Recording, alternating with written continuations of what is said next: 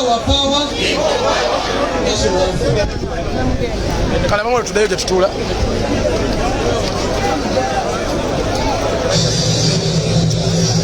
Sama tulewa. Usiwali wa kutula kulemerera awo.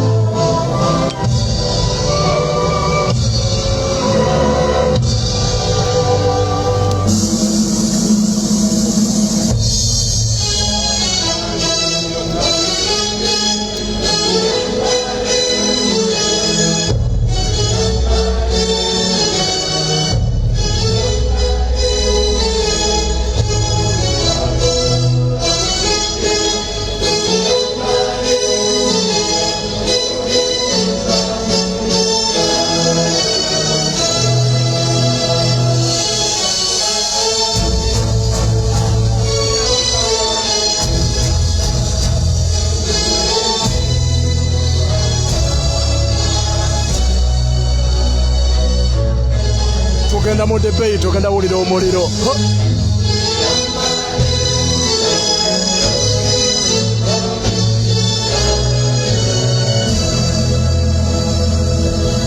Mushabenge video, tugenda mu debate.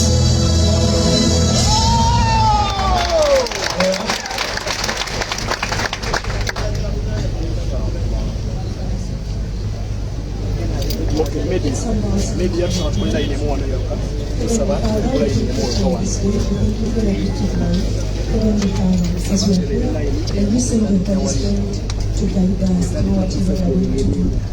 May you help us go through this process, the debate.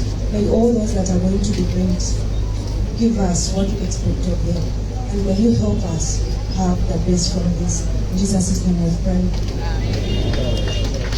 Election Management Committee, please come and take your seats. Mr. President and others, let's have the Election Management Committee, who are the judges of today, come and take their seats. Bravo. When they take their seats, we shall all take our seats. Madam Chairperson and the fellow boss. Mr. Karamaji Andrew is a lawyer, is a scholar, is a political and social activist, shares of interest in international humanitarian law, constitutional law, human rights, public policy. He currently lives and works in Southern Africa. Basewa ne banyabo abagenda okumuza ebibuuzo asoose yono bamuyita Karamaji Andrew musoganyi mwenna mumumanyi. Ono yakyako attorney general olupapula asoma speech ebitategeerekeka. The second one is Dr. Judith. You moderators. Ngene to katono nyone just nyimireko kwano katono kanyimireko what all about we will begin by laying out the ground rules, which I will do with my co-moderator. But before we do that, my co-moderator mama mukwate mpola kuba and then we will hear none yimirira wali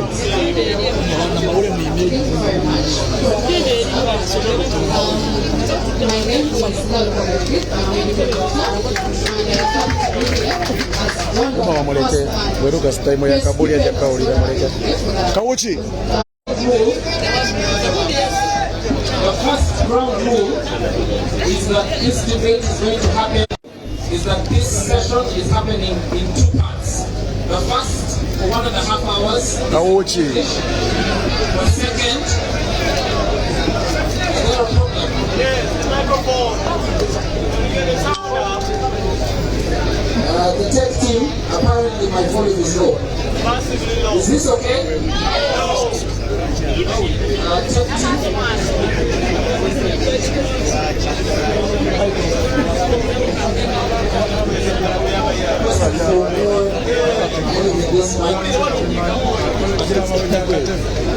Okay, while it's this better?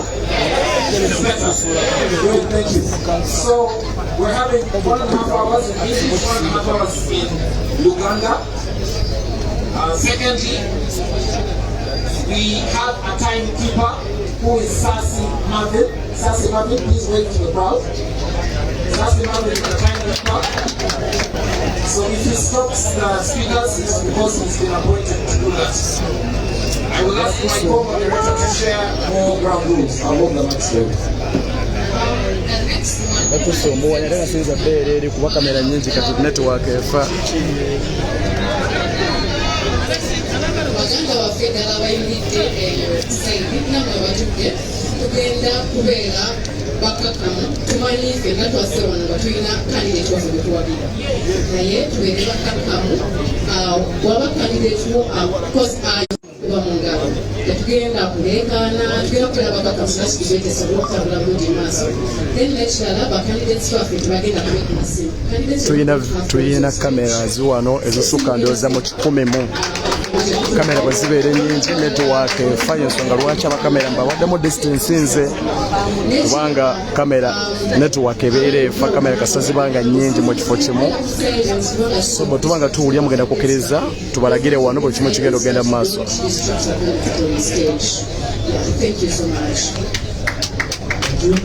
That's it with the ground rules. I hope that I can be heard now. Can you hear me? Great. So we will now proceed to invite the candidates. Please listen carefully. We are inviting the candidates in the order of nomination. We are not following any particular order except in the order in which they were nominated. Tugenda kuyita ba candidates nga tugoberera engeri gye basunsulwa. Hope that's the right word. Great. Engeri gye basunsulwa. So we will invite another, and then please, when we invite you, please take up a seat up there. It's free sitting, and after all of you are done, we will begin. We will join you and pose the first question of the debate. Let me begin and invite Mr. Magala Umar. Please come to the stage.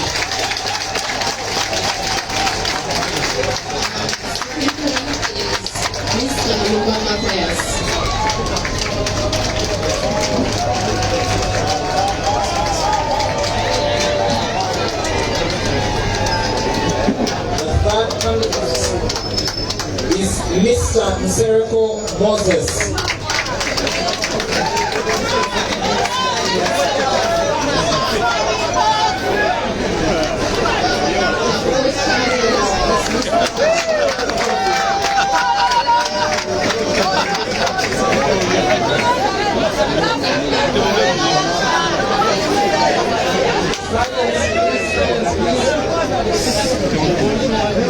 The fifth candidate is Dr. Charles Rubagumia.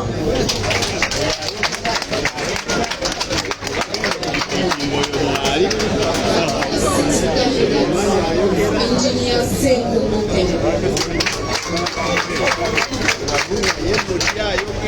The seventh candidate is Council Luimazi.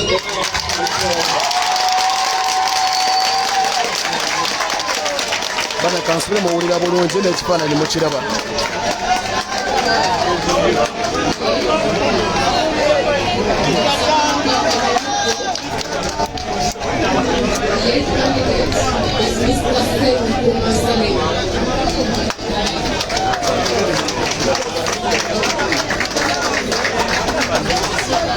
The ninth candidate is Mr. Muwonge.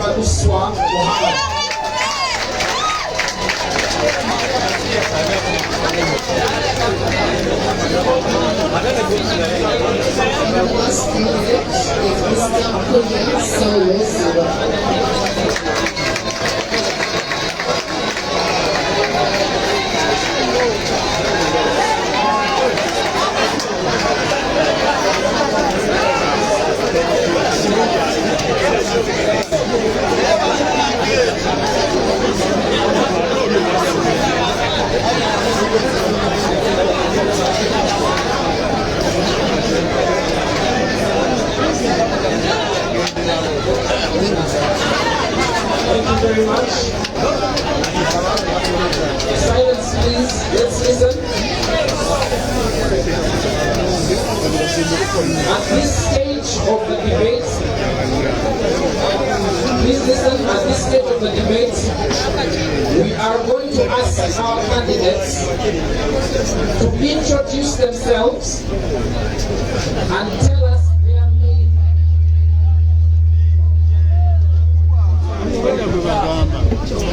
We are going to ask our candidates to introduce themselves and tell us their main agenda as NUP Kawempe North. What it is they are going to do in 2 minutes. 2 minutes exactly. And we will start in the same order. Mr. Magala Umar, please introduce yourself and tell us about your agenda summary. Mr. Magala.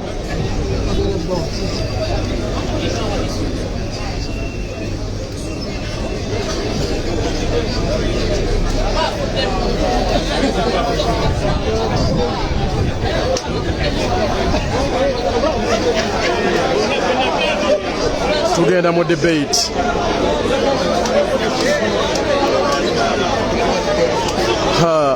Oluzungu aluganya alutidde.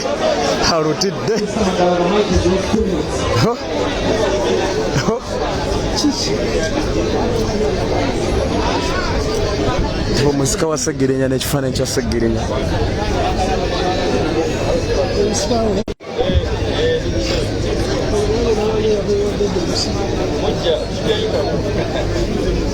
Banange wantudde siwabi naye kamera nyingi. Buli kamera zibeera nga nyingi network ebeera efa. Nsaba nkibannyonnyole mwekitegere unless ngendewo network efe. My name is Magala Umar. Nchiddemu I am wobeere wantu nga wali kamera nyingi network efa. I am a resident of Kawempe North. Like I said, I'm a teacher by profession. I hold a bachelor's degree in education from Makerere University.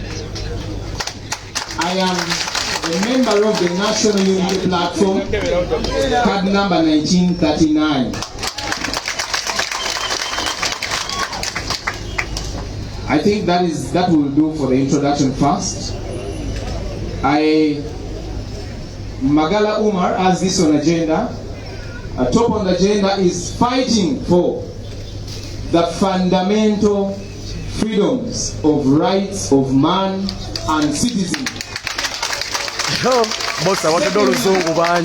our agenda is to demand for accountability from the military regime that has ruled our country for the last 40 years. You know very well that the health sector is sick. We are going to put them on test. We want to use this opportunity to express ourselves in form of a protest vote in the year 2025 in Kawempe Division North.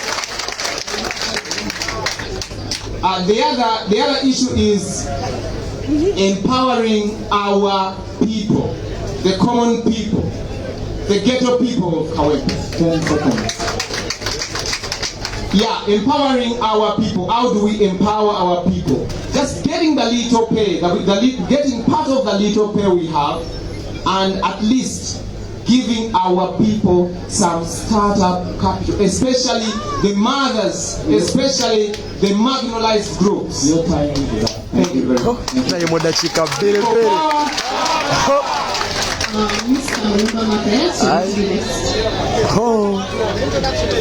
Thank you, madam. My name is Mulumba Matthias. Outside there, Shumisha Dollar. I'm the chairman, LC1, the only chairman in this by-election campaign. And I'm going to represent Uganda in that manner. Because I'm going to represent the chairman in the whole of the country. Our president. I'm Mutongole of Southside in my zone, Kawempe Corner zone in Kazo, Angola, where I'm a resident. I'm a member of the National Unity Platform, holding number 030040960. Being a chairman of LC1 is not a joking subject that other people might think, because he has helped me to interact with the different people. So in that way, since I'm given little time, I would like you, madam, to give you my document where I have summarized most of the things which I cannot do here. Handle it. So, I have summarized my program in only 5 letters. HATE, where J stands for job creation. Because people are lacking jobs and people are very poor. H stands for healthy. Because I'm staying in a ghetto area, there's a lot of disease which comes through that kind of situation where we live. So I'm going to make sure that drugs in hospitals are there and expired drugs should not be there. Then also accountability. You might want to read them as bullet points. Yes. So I've been finding a problem in my area and in Kawempe division, actually the headquarters of Kawempe division, where councillors are fighting with mayors. I'm going to make sure that that kind of division is erased. Thank you very much. My friend, I'm sorry, Mr. Moderator. 10 seconds. Term limits is top on my agenda. Okay. I'm really disturbed that Uganda, among the East African countries, is the only country which doesn't have term limits. We have to remove the dictatorship of this President Museveni by restoring term limits in our constitution. Thank you very much. The next candidate to introduce themselves is Mr. Nsereko Moses. Oyo Nsereko Moses yatedde oluzungu. Thank you, sir. I'm going to be very brief. The first one is about health sector. I'm going to construct one health center and also I donate one ambulance for my people. Another one about education. I've already introduced about education. I've already introduced the orphans. Even the orphans of you bring them, I'm going to educate to them. Then another one is about job creation. I've already introduced the Moses Boxy Mundawa, President Kawempe North. Yavudde dda mu luzungu, yazze dda mu Luganda, yaluvudde mudda.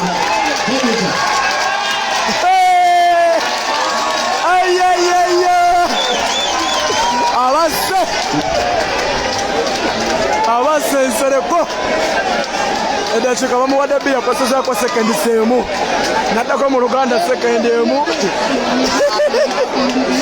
Yesiri ebikwanso.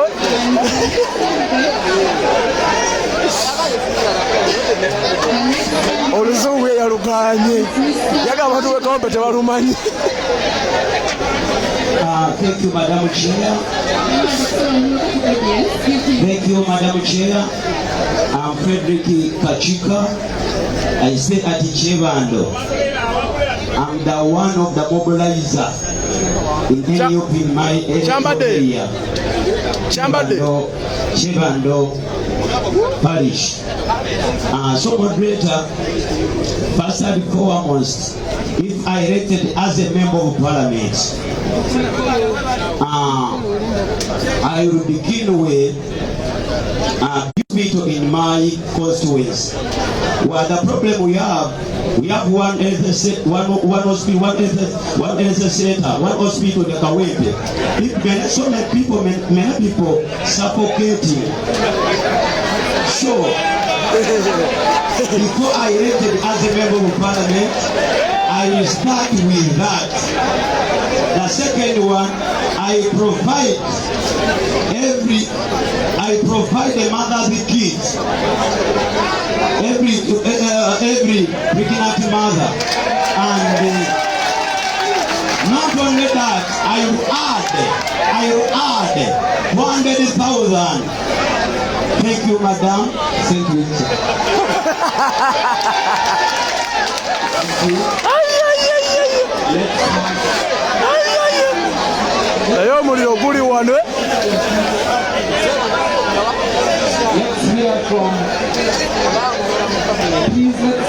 Ekitabo kyonna kijjudde.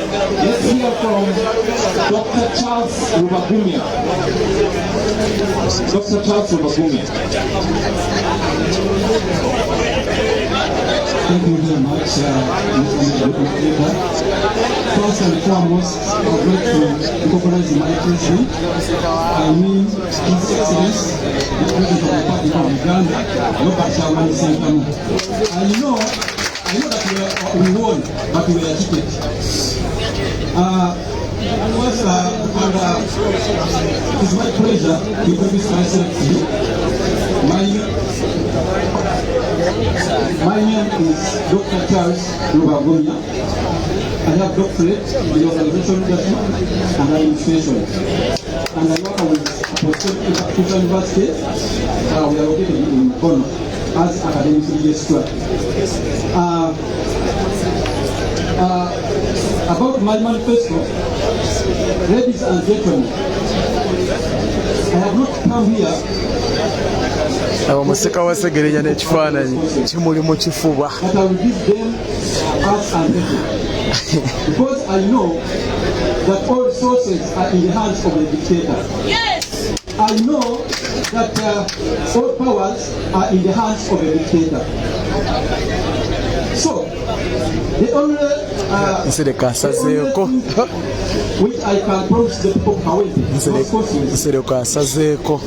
is to join my president, I mean His Excellency the President of the Republic of Uganda, that's Robert Kawempe North, to join the struggle of removing the dictatorial regime of President Museveni. And I want to prove to you that the dictatorial regime can be removed. It has ever been in France. You know the revolution of 1789 to 1794. The people protested the autocratic regime of King Louis XVI.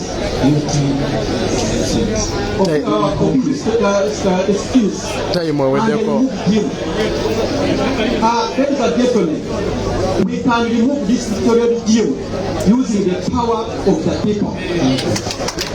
Mr. President. Next is Engineer Thank you. I was a simple ghetto youth, desires and fantasies, hopes and wishes to ride in Benzes and a Sapoa. Like I want to be like a superstar. Ndeka. In that the ghetto one is a superstar. Ndeka. And I'm glad to be here. I'm by the names of Sekou Kenneth, Bachelor of Science, a graduate of Bachelor of Science in Electrical Engineering at University, postgraduate in Construction Project Management, still from Macquarie University. I've been a seasoned electrical engineer with over 15 years of experience trying to distribute electricity all over Uganda. I've left the comforts of the offices, the cups of coffee, the buffets, the pizzas, and decided to go to Kawempe North. I'm glad to be here that I'm a registered member of the National Unity Platform. I'm glad to have my president as His Excellency Chairman Robert Sekamu, and I'm here to stay. I want to thank NUP as our party, for giving us this opportunity to come and discuss what we're able to do for the people of Kawempe North. Among the core duties of the Member of Parliament, like legislation, oversight, presentation, budget approval, I, as Engineer Sekou Kenneth, I'm going to try to make sure that everybody in Kawempe North, you are connected to the national grid. I'll bring my expertise that you get your materials. I'll get you the wire man and also the certificate.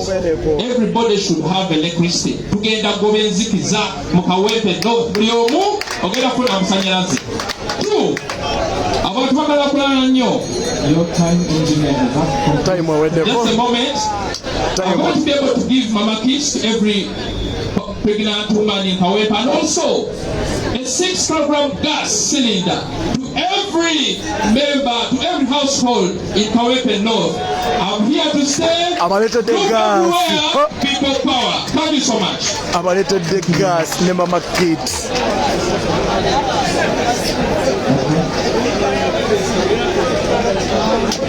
Next, it's going to be Councillor Pascal.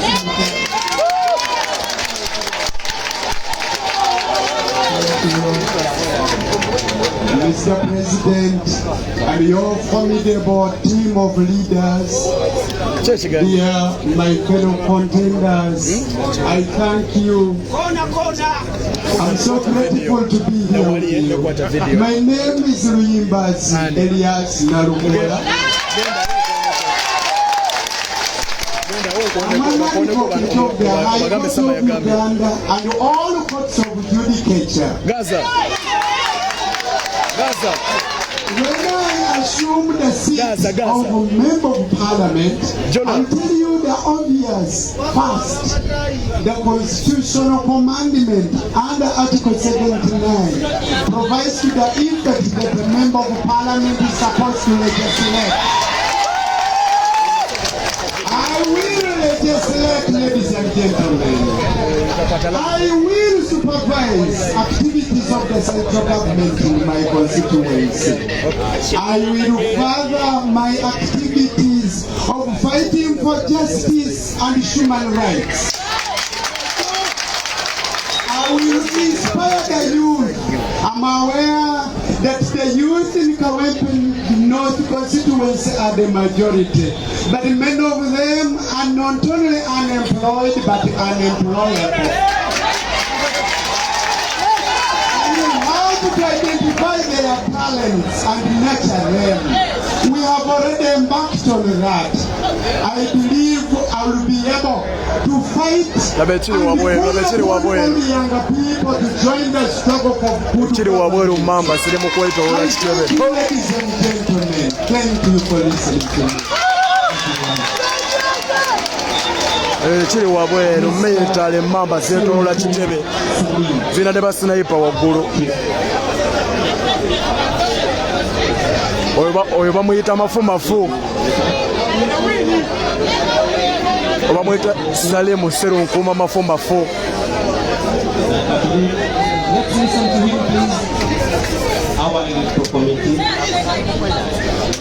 all members of National Unity Platform. My name is Serunkuma Salemu Mafumafu, son of Kawempe North. I'm a businessman in Kubo. I'm on the cabinet for business community as a financial advisor.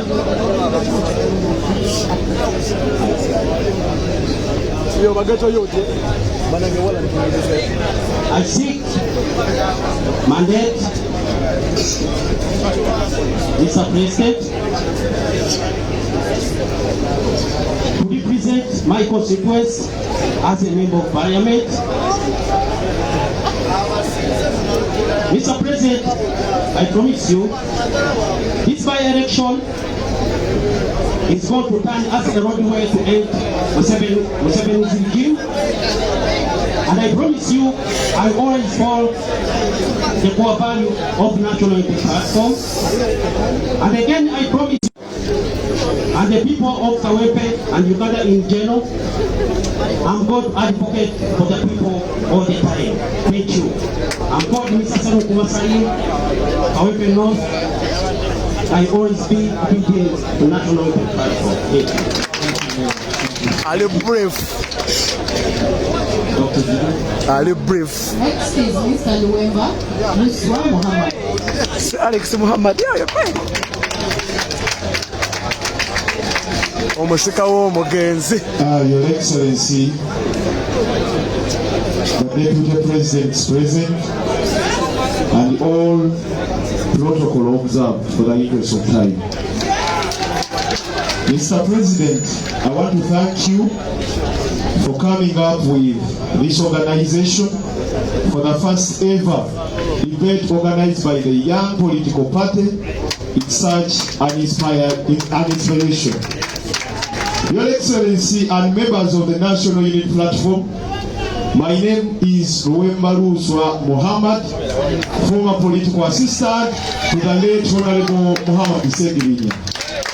Your Excellency, it will be quite unfair if we proceed without getting a moment of silence to praise this man, Honorable Muhammad Isegirinya, for whatever he did for this political party.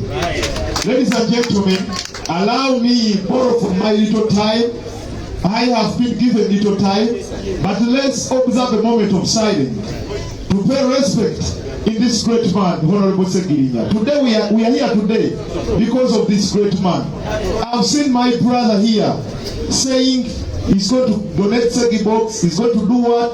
Because of the Honorable Muhammad Isegirinya. Your Excellency, please join me and we observe a moment of silence to pay respect in the Honorable Muhammad Isegirinya.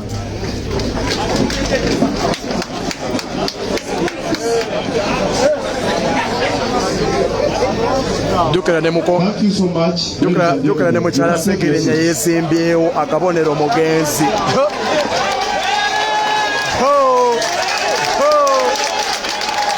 Your Excellency, I want to put this very clear. I am a member of National Unity Platform. I don't belong to DA, I don't belong to NRM. I am a member of National Unity Platform. Your Excellency, as I conclude, Your Excellency, I am born in Parliament. Not to speak good English, I am going in Parliament to act. What the people of Kawempe North need is service delivery. I am going to continue with those projects, the Segi box, the ambulances, and also to empower the young people through our different projects. Thank you so much, Your Excellency.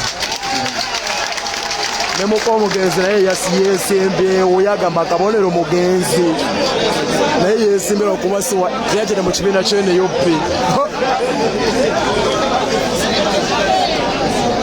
Thank you, Your Excellency, Robert Kavule, and the whole team, members of the EMC, all NUP members. I greet you in the name of the Lord. I'm here for the cause. The cause National Unity Platform organized the party. Of securing our country away from dictators. And achieve this, when interested, I'm to speak on the core values of NUP. I will advocate for them on the floor of Parliament and outside the floor of Parliament.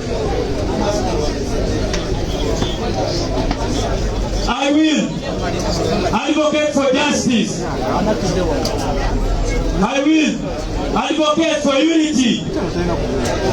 I will advocate for social justice. I will advocate for integrity. I will advocate for inclusivity. I will advocate for human rights. I I will advocate for accountability. I will advocate for democracy. And I will be an exemplary leader. And I'm already sacrificing myself for the need be for the cause of removing a dictator in this country, Uganda. I am Mumurino Guri one way.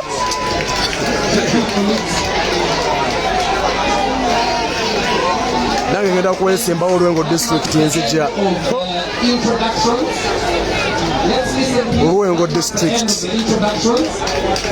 The first question. So please listen to the first question so that you can also evaluate the answers they give. Question number 1, candidates, is in your view, what is the greatest development challenge facing Kawempe North? In your view, what is the greatest development challenge facing Kawempe North? Muwulirize ebibuuzo. Challenge ki Kawempe gyesinza okufeesinga batandise magala bibuuzo. 1 minute.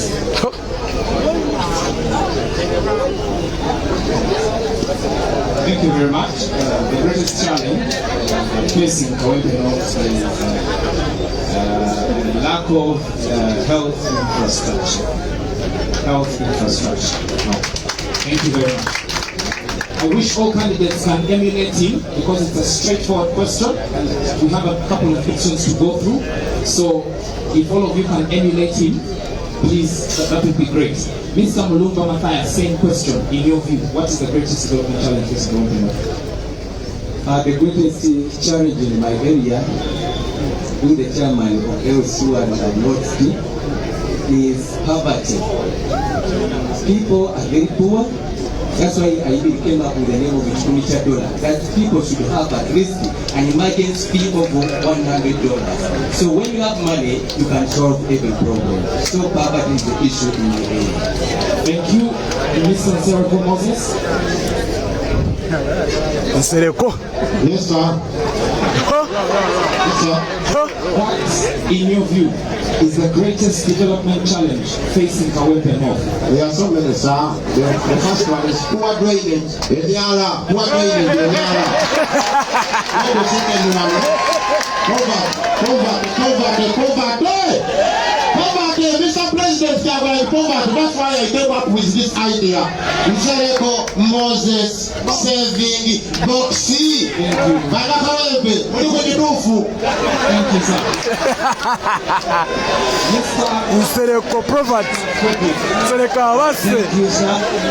The problem we have in my constituency. President. President recently got to power. Kawempe North, we have the problem of education. We have we don't have any secondary school in Kawempe North. That's a big problem facing the Kawempe North. Okay, thank you very much.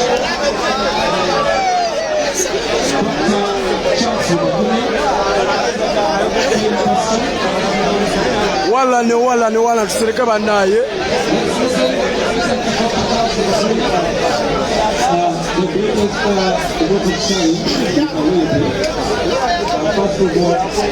Get to you to Wallan. Full of people who are working class,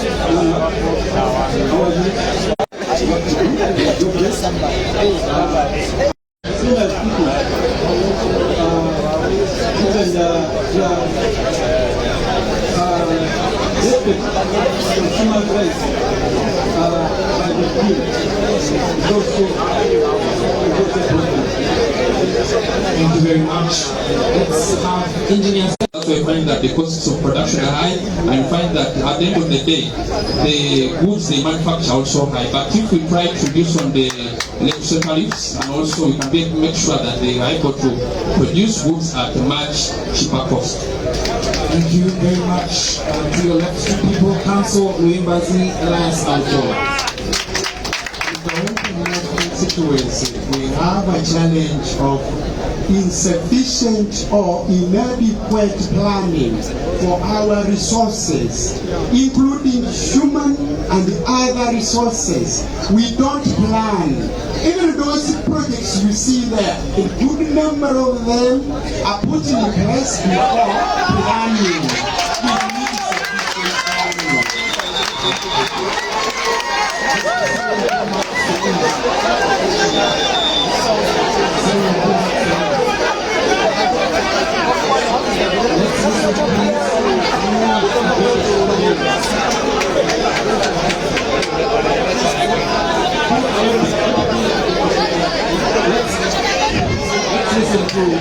Geto yote twefuge.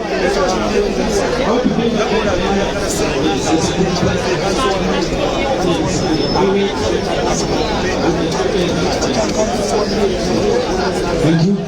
Mr. Luwemba Luswa Muhammad. Thank you so much. The health sector is very poor, and the issue of unemployment, especially the young generation, the youth. So that's all. Thank you very much. And finally, but by no means the least, Mr. Julia Saulozima. Yes.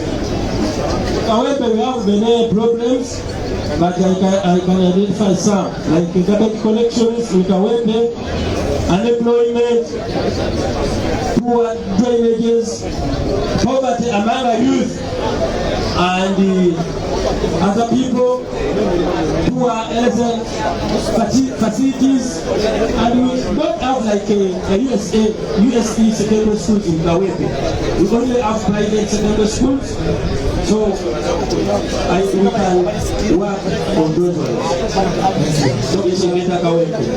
Dr. Judith Alifabo will ask the next question. Thank you.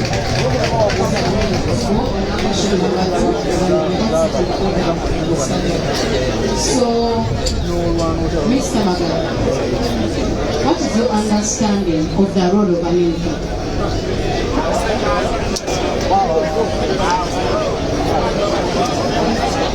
Thank you very much. The question is very clear. The understanding of the role of an MP is already stipulated in the Constitution of the Republic of Uganda. An MP does oversight role. An MP does represent his constituents. An MP does representation of the people, and an MP as well does appropriation of the budget. Thank you very much. So those are the cardinal roles of an MP. Mr. Mulumba Matthias, your colleague has talked about those roles. What is your understanding of appropriation? That is the first way the MP looks at how the people of that they should be given properly for those areas where need it against. Okay, thank you very much. The same question. The one who have voted for you. That is it, sir. Thank you, sir. Thank you very much.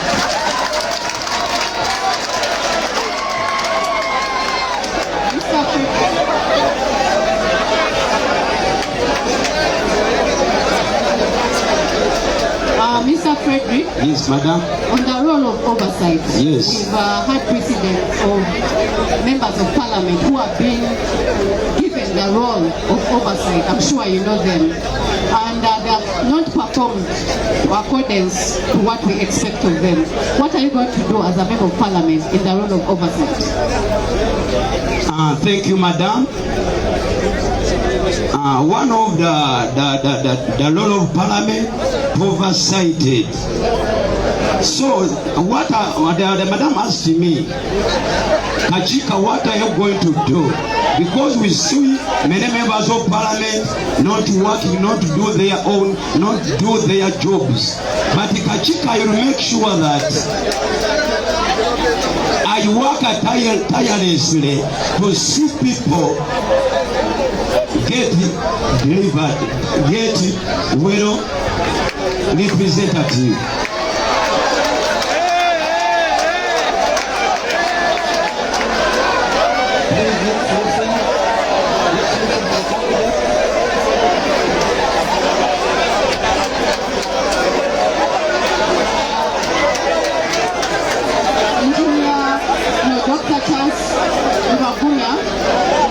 I think I posed the same question to you. Dr. Charles Kubagumia, Oversight function. Okay, I am going to repeat it. I said we have seen in the current parliament, we entrusted some of our leaders with a role of oversight, and they have not performed to our expectations. In fact, they haven't performed at all. What are you going to do as a member of parliament in as far as oversight is concerned? I told you that you cannot give what you don't have. You give what you have. My main goal is to join the struggle of removing the dictatorial regime of President Museveni. Because all those functions you are talking about, oversight role, allocation of resources, all programs, these people they are presenting. Can a dictator give them a budget? Who is going to give them the power to do those good projects? The main role, the main solution is to approve the dictatorial regime of President Museveni. Then afterwards, that's when it can get into our promised land. That's when all those... Kale mukirizense mbeleko wali maso ne munsabire network ntifa wakamera nyingi network bayi n'okufa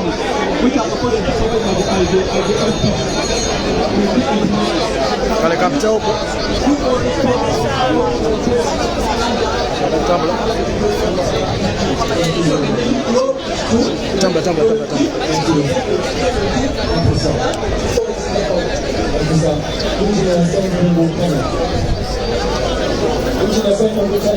Yes, please. Question I would like you to answer. Name any 3 roles of the Speaker of Parliament. Any 3 roles of the Speaker of Parliament. The 3 roles of the Speaker of Parliament. 1 is to oversee the House, because they are the ones who are the chairpersons of all the sessions or all the sittings of the House. 2, approvals of the national budget. And also 3, trying to make sure that through the parliamentary commission to try to know the privileges and also the allocations for all the different persons in this country. The same question applies to new council members. However, I need to explain more the Speaker's role when it comes to the parliamentary commission. Thank you.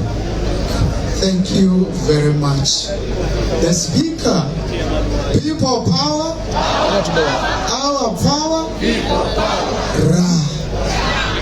Speaker is the chairperson of the Parliamentary Commission. The Parliamentary Commission is the body which does the administrative role of Parliament, including but not limited to the remunerations and determining administrative questions and issues which arise in day-to-day running of Parliament. If you allow me the latitude. Thank you, Council. Mr. Salim. Mr. Salim. I will have Dr. Judith Malukwago pose the next question. Mr. Salim, let's listen to the question, please. The roles rules of members of parliament include representation. The number of youth in Uganda is between 78 to 80%, and that means the constituency of Kawempe North is mainly youth. How are you going to represent those young people with so many problems that they have? How are you going to represent them in parliament? Thank you, Madam Speaker. The majority of the population in Uganda, all of us will know, is. But I'm assured they are not well represented in Parliament. Yet there are people who are supposed to represent the youth in Parliament. So I only advocate for the youth, so that they can be skilled, they can be employed, passing bills that they can be given cheap loans, soft loans, so that they can operate small business. Thank you very much.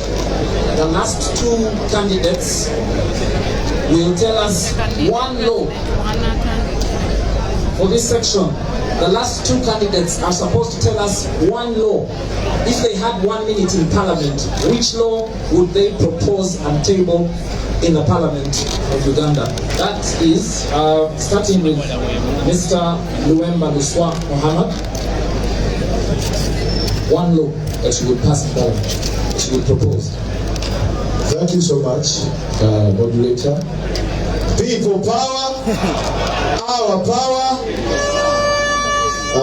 Moderator, it's the age limit, because General Museveni for over 40 years is in power. Because so I want to be very clear when I enter Parliament. I want to fight hard, fight tiresomely, like my brother, the Honorable Sekirinya, to make sure that the age limit is being passed. Thank you. The same question for Mr. Julia Saulo Siwa. When I go to Parliament, I will propose that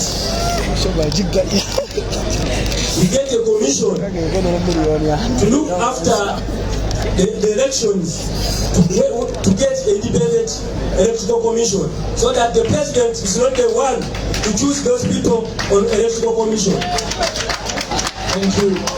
Thank you very much.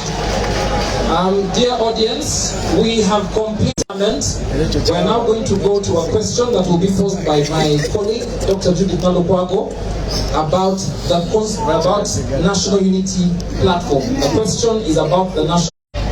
So you're going to tell us, just mention one value of National Unity Platform, then you expound on it, how you are. We are not equal at all.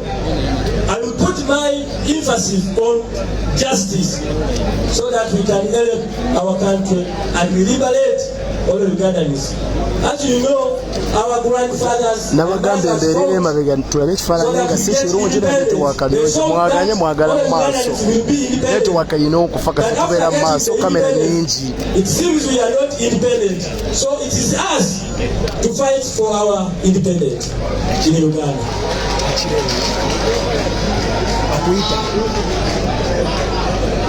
President, moderator, discipline is one of the core values of National Unity Platform.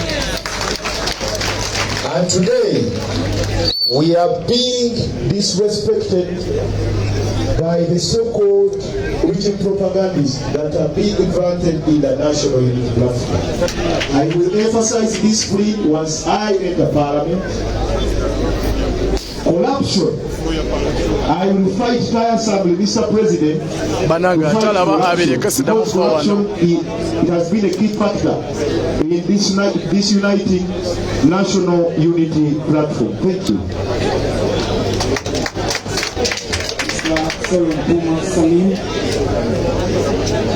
One value, 10 questions. And I am the moderator.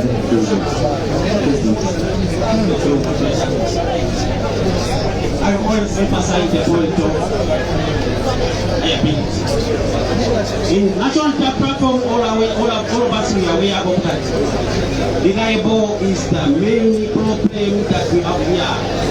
Mr. Prophet, them, we have been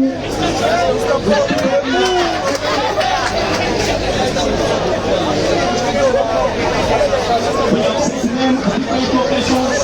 Let's give them a chance. We represent people. But they are not able to spread it. We always be united. The people who actually take that from everybody in jail. Thank you. Council members in there and for one value and how we will espouse it in Parliament. Integrity. It begins with you as a person. You discipline yourself. You restrain yourself from taking what is not yours, what you are not entitled to. In that regard, I will restrain myself. I promote integrity, not only among the members of National Unity Platform, but also my fellow members of Parliament, because it is unconstitutional, it is illegal for one to do that which is contrary to integrity. We must practice good integrity even when we are not being watched. I thank you.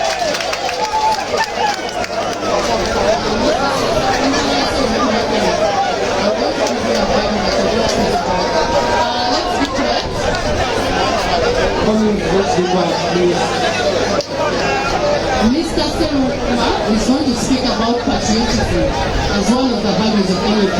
So him as a member of Parliament under the ticket of NUP, how is he going to advance our whole value of patriotism among the people of Uganda and also carry it on as a value of nationalism? Thank you so much, moderator. But to my dismay, patriotism is not part of our core values. But still, I can be able to speak about it. Because when you look at the core values, there are basically 6. And among them, patriotism is not there. But still, patriotism is the love, the determination, the courage to speak up, to serve your country by respecting the Constitution, by abiding by rules and regulations, by electing able leaders, by being able to serve as part of the mandate of the people. So, being patriotic, you must be able to explain, being disciplined, being able to engage in whatever is supposed to in elective politics, engaging in decision making. You must be there for your country. But still, just part of this, I want to tell you that another core value of the National Unity Platform is fidelity.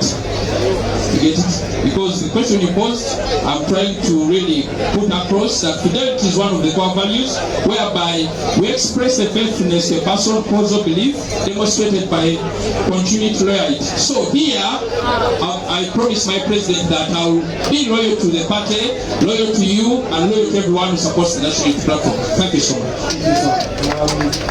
Okay, maybe point of correction is in the new constitution, we don't have fidelity, we have patriotism. So, but at least both of them are related, so that is good. Thank you. Doctor, please listen to this question. Dr. Charles Rubagumya,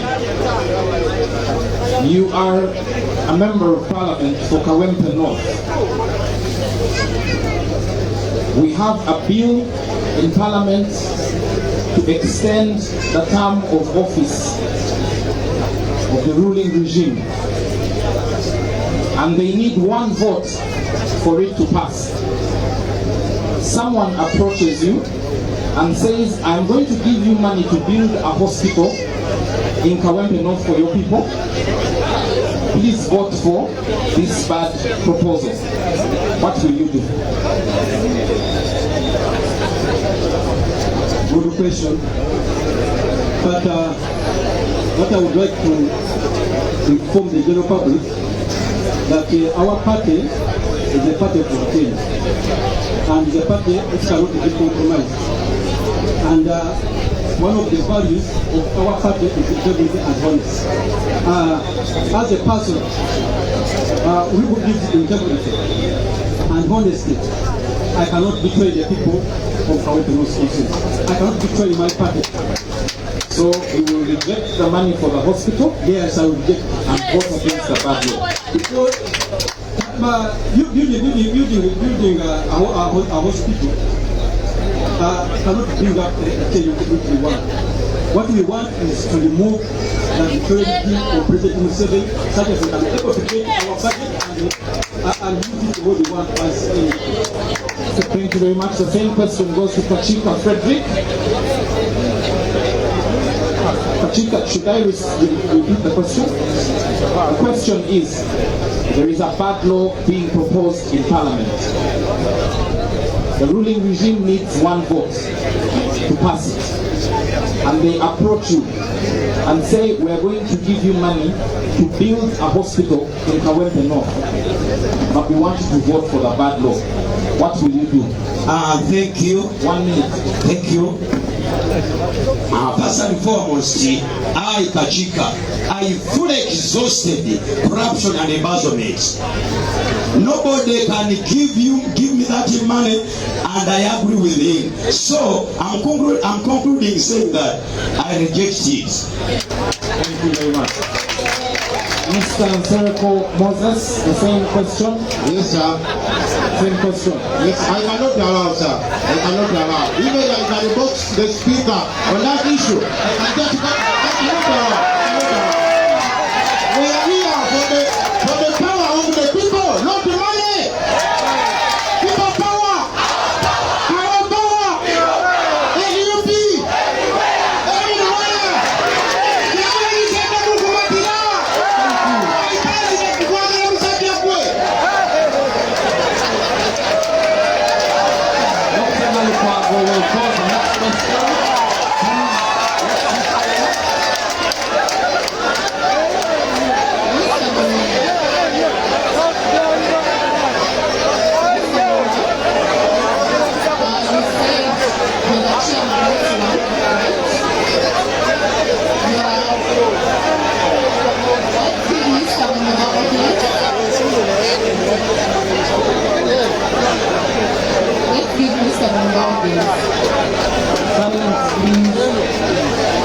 Mr. Mulumba said he's the L1 chairman in a certain village in Kawempe North.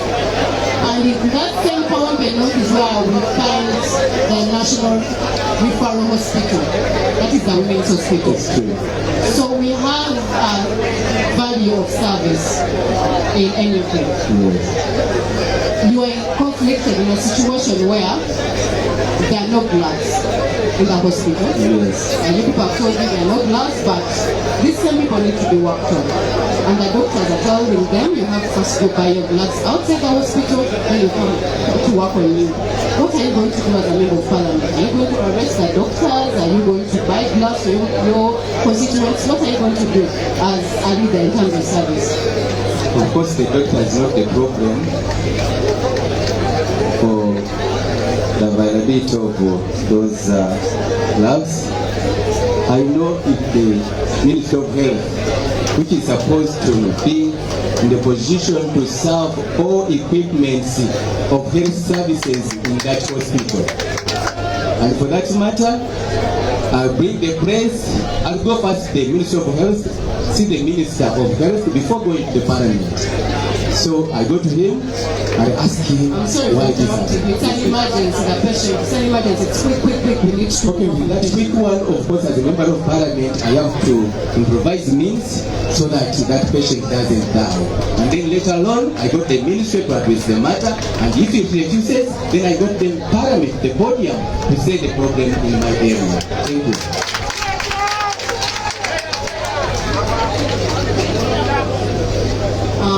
Mr. Magala,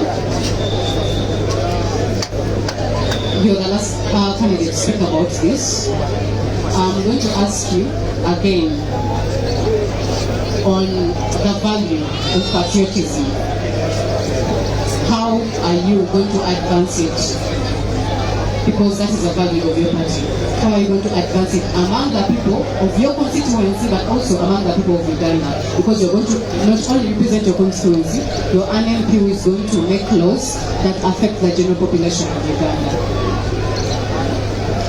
Thank you very much. Patriotism goes hand in hand with fidelity.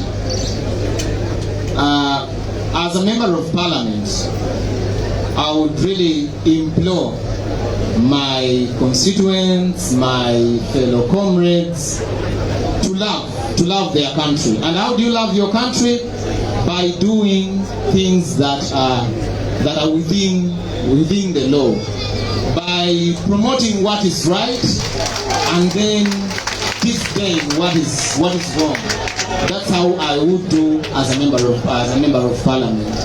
And actually, as a leader in my area and NUP as an emblem of NUP in my area, I have been preaching that. I've been preaching patriotism. I have been preaching fidelity to the party and love for our country. Thank you very much. Thank you very much. The next question is tricky, and we want to be fair. So how it's going to be answered is by a symbol. Every candidate will come here and do this,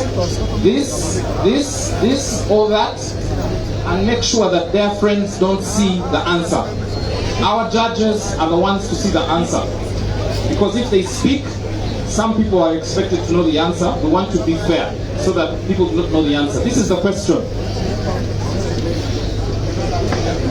Which chapter of the 1995 Constitution, in which chapter of the 1995 Constitution do we find fundamental human rights and freedoms located? You come to the front. If it is found in chapter 1, if it is found in so you come here and show us, the judges will record the answer. Is that clear? Is that clear? So let's start from here.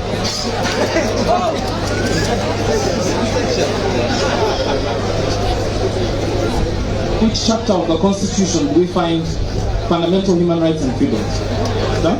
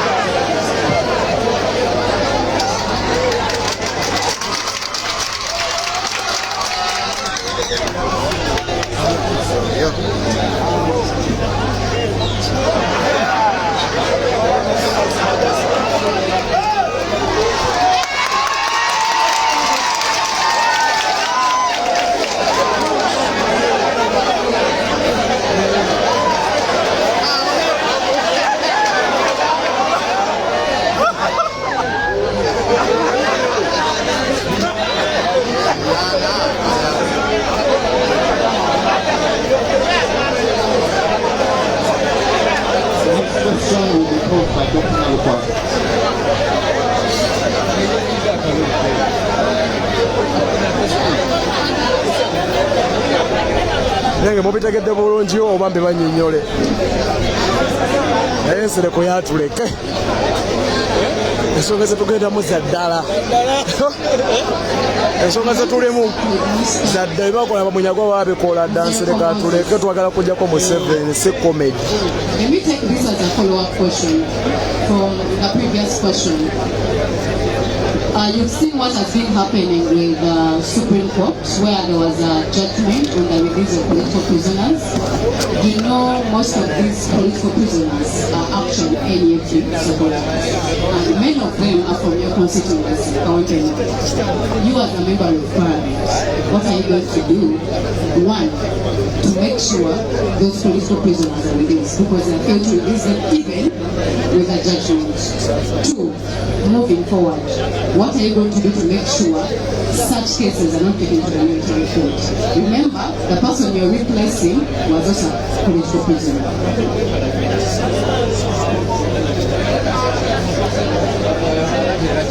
I beg your pardon, madam.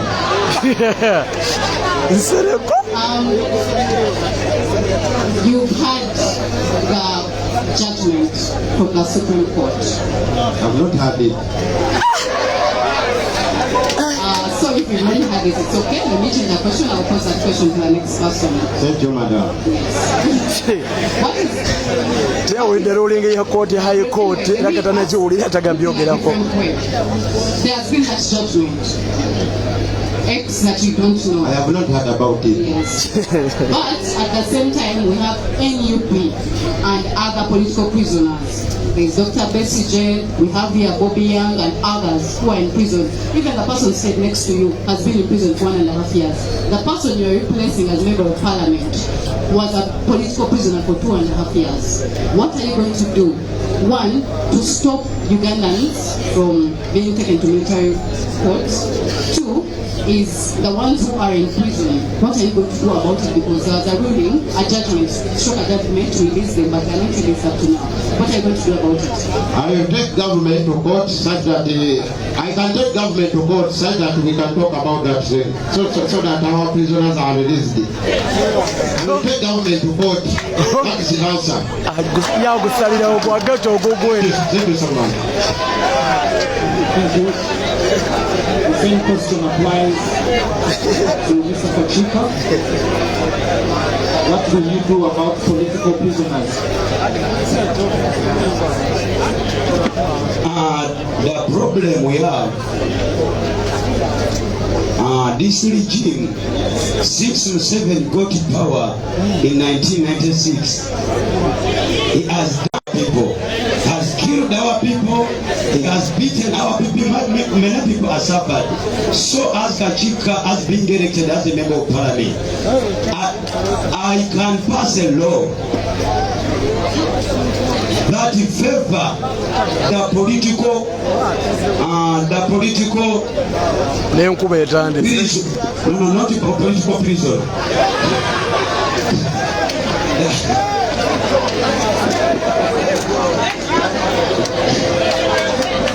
The political party.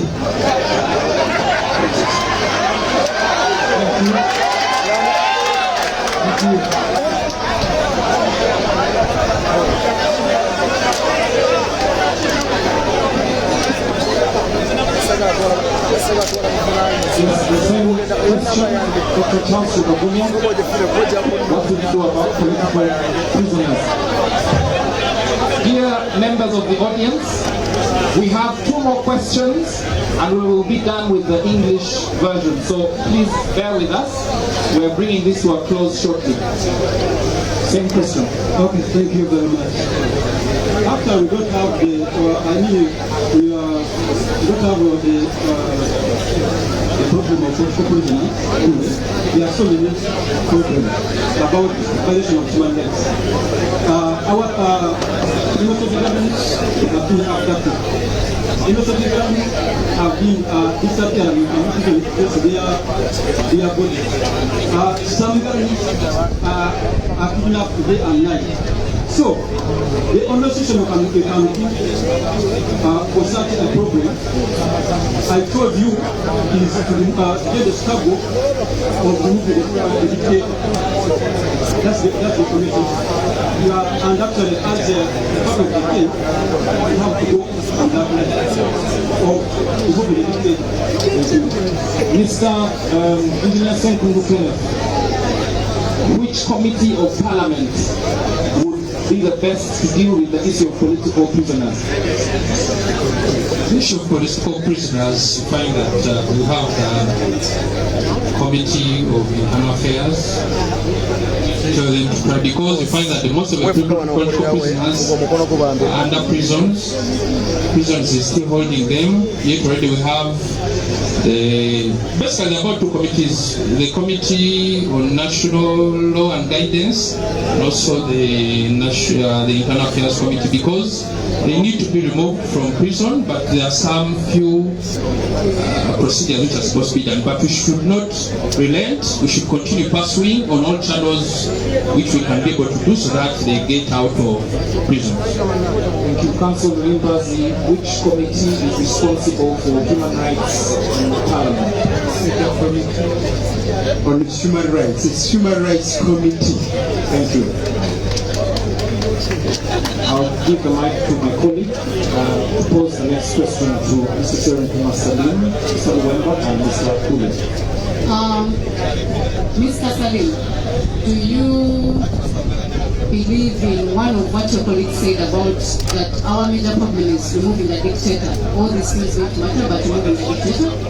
Do you believe? First I yes, then I ask a yes or no, then I ask the next question. Yes, I believe with you. Okay, so if you believe that that is the most important issue, why are you standing as a member of Parliament? Shouldn't you be home trying to remove the dictator? I stand as a member of Parliament because I do believe that the member of Parliament has the powers to determine how the dictator can be removed. Please explain a bit more. How does a member of Parliament remove a dictator? There is a law in Parliament that mandates that there is a law in Parliament that provides or helps a member of Parliament that can decide on how to remove a president of a nation. Mr. Magala, do you believe that same? Do you believe that our major role is to remove the dictator? Our greatest challenge in Uganda is the dictator, and that is General Yoweri Kaguta Museveni, who should be removed with all possible means available and within the law. So as a political prisoner, yes. What are you going to do different? Because when you were in prison, it was the same case that you were in prison. What are you going to do different as a member of Parliament in order to remove the dictator? Thank you very much. One, there are two opportunities. The first opportunity is availing itself now. We are headed for war. This is a front we are going to use to show a protest vote. The first opportunity is this protest vote of 2025 in Kawempe Division North. Actually, when we get the opportunity, we shall voice out ourselves voice. And this goes to Justice Simon Biabakama. Should we play around with the vote of the people of Kawempe? Should we play around with the mandate of the people of Kawempe? We are ready to take him home. Thank you very much. Thank you. Do you agree also to the same question, or do you disagree? I agree. So what are you going to do as a member of Parliament? As a member of Parliament, when elected in office, I want to advocate for rule. I want to advocate for the rule of law, because what is tormenting us most is the rule of law. For example, the Supreme Court has just given a ruling, and we want to thank the Honorable Kabaziguruka for challenging the Constitutional Court.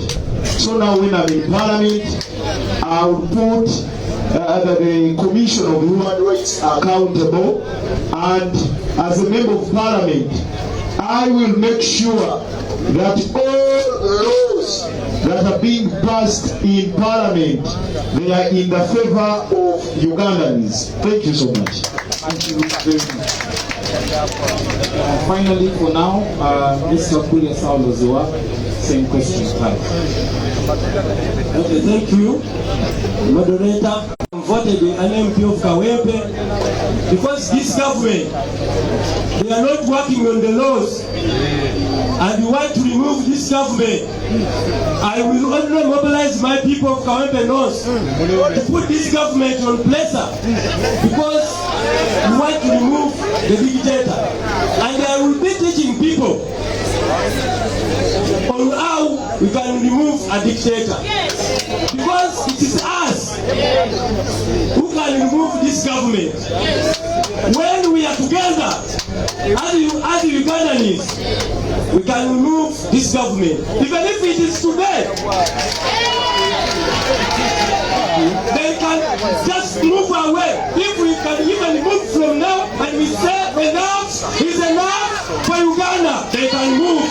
And we want to mobilize the Ugandans to know their rights so that we can remove the dictator. Thank you very much. Dear colleagues in the audience, Mr. President SG and others, we have an opportunity to the candidates. Those at the back, please.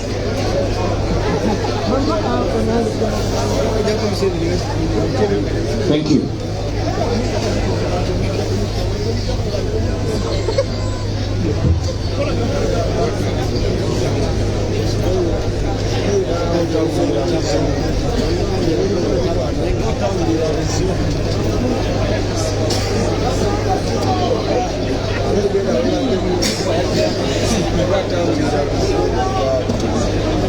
Okay, this is a quick question, no need for, maybe you can just tell us why. Please follow the candidates. Amongst your fellow candidates, which one do you admire and why? Which candidate amongst your opponents do you admire and why?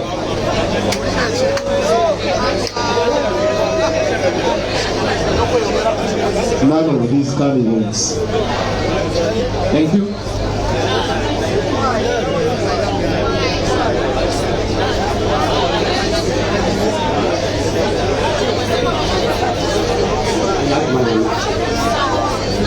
You also admire none? Admire for someone is a sin. Therefore, I cannot admire for someone. I cannot admire anyone. Maybe my president, Mr. Kavule, I cannot this one. I'm the best candidate for the post of Kawempe North. Thank you, sir.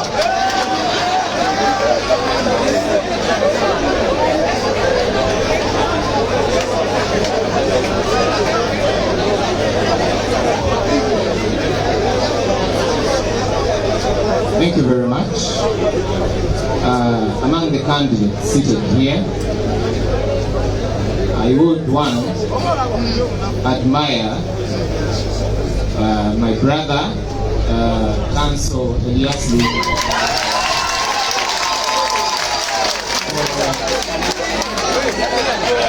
one for his espousal of the rule of law.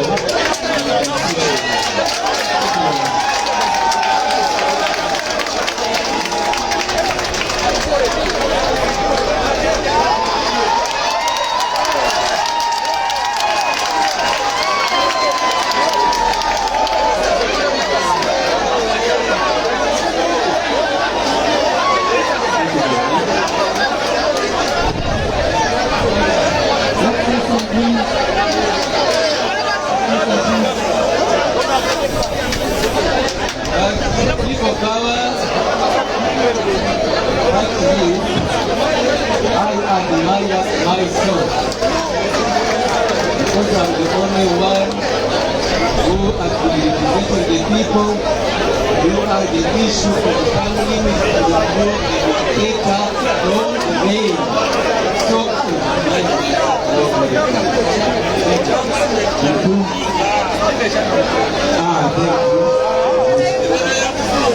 I admire Salim Sirungo. The man has a blow. The other election they protested as a member of Parliament. He was the second. So I admire Salim Sirungo. Thank you. People power.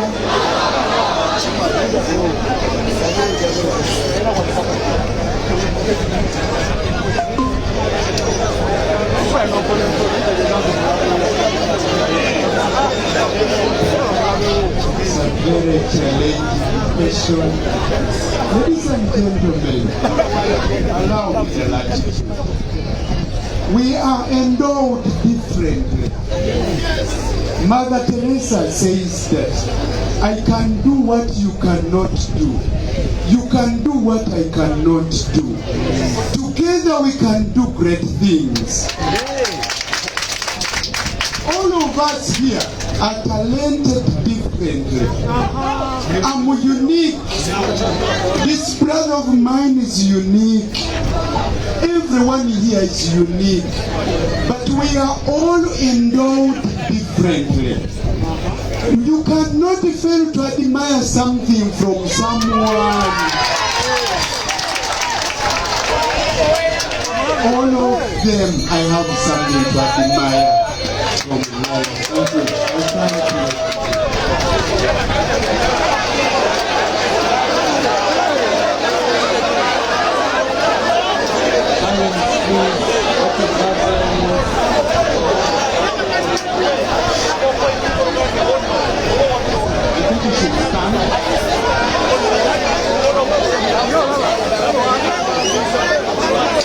As you know, we have a cause why we are here. The main cause we have is to remove a dictator. That dictator has ruled us for about 40 years. Now it's going to 40 years. He has been ruling us with some other people on the side of opposition. This is why I'm not going to admire anyone. I want to trust my heart. And we are here on serious issues of removing a dictator. I am only the one person who can remove this dictator by educating others so that we can be free in Uganda and get our freedom. People power! People power! Our power! It's a great opportunity to be here. Our president and all the members of the unity platform, all my fellow contestants, you are all good people from different walks of life, from different professions, from different backgrounds. We are all here for one cause: serving the people of Kawempe and Uganda at large. I appreciate all their efforts. I appreciate all their charisma. I appreciate everything. But on a lighter note, just one person, I don't know, we're in high school together. He happened to be my head boy. We are Kawempe Muslim, but now we are here vying for the position of Kawempe North. Personal caller. He was my head boy when I was in Kawempe Muslim. You get it? But now we are here. So let the best candidate win. Thank you so much.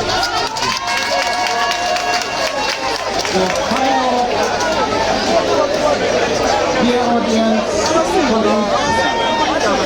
the final question for the English session is going to be posed by my co-moderator, Dr. Nalukwabu, please. Let's listen to the final question, and I'm going to start with also university areas.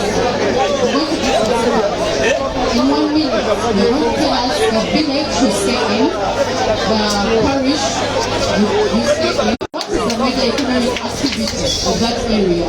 And as a member of parliament, how are you going to help people advance that economic activity area so that they get more money? Thank you very much. The village is Kavule Zone, Kawempe 1 Parish, Kawempe North Constituency, Kawempe Division, Kampala. That Kavule Zone is largely industrial area, especially along Bombo Road. We have a number of employees, casual laborers there, but they have challenges. As you know, we don't have a minimum wage in Uganda. So, to improve their conditions and their pay is key if we are to help them as leaders. How are you going to improve the pay, you as an entrepreneur? Advocating for a minimum wage. It is not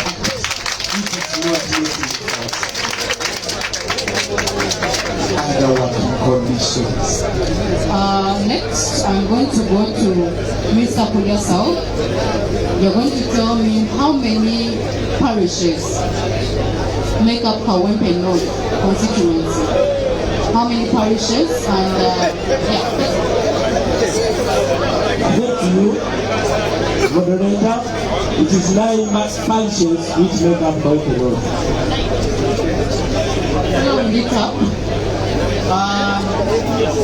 Mr. Zereko Moses, could you tell us those parishes that make up Kawempe North constituency?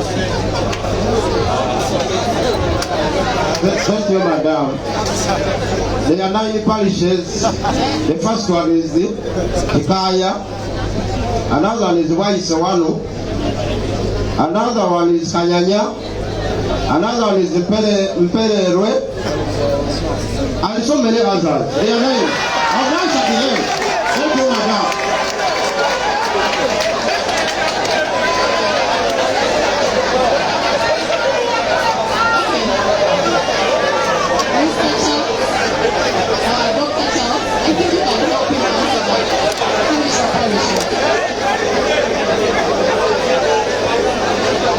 Let's listen.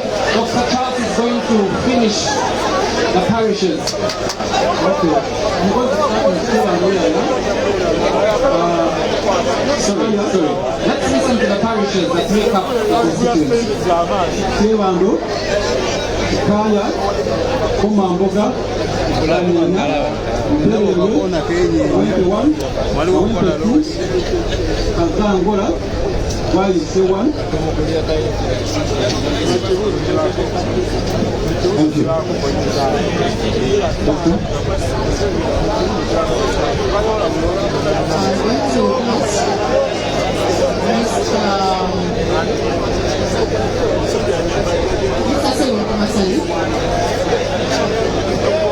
also you, let's tell us where we should come from, the village, and what economic activity do most women in your area get involved in? How are you going to help these women to advance that economic activity so that we can get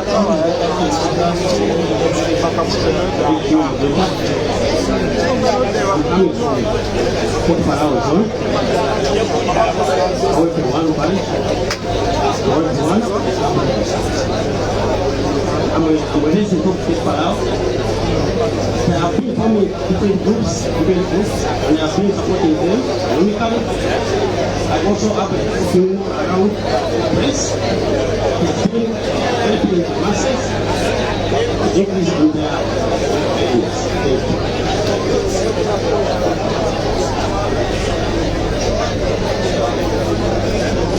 Mr. Luemba, I'll get the microphone.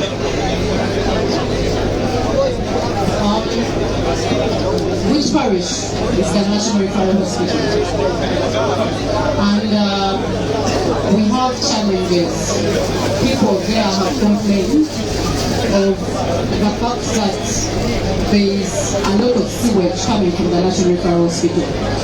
What I want to do to make sure that hospital in the area that we're going to represent works when it's drained, so that because that medical waste, when it goes into people, you know the problem of Kawempe, sewage and other things. When people consume that sewage, they can get infected with diseases. So tell us your village, that village and the parish the hospital is in, and how you're going to solve that problem of sewage from the national referral. Thank you, moderator. That is Kawempe 1 as a parish, and village is Petfalau. Moderator, I have been serving as a political assistant in that area, and a matter of issues arising from the hospital, I have been hand in hand with the KCCA because it's in charge of building trenches and reaching out to Ministry of Health for that matter, and it has been handled for quite some time. Thank you.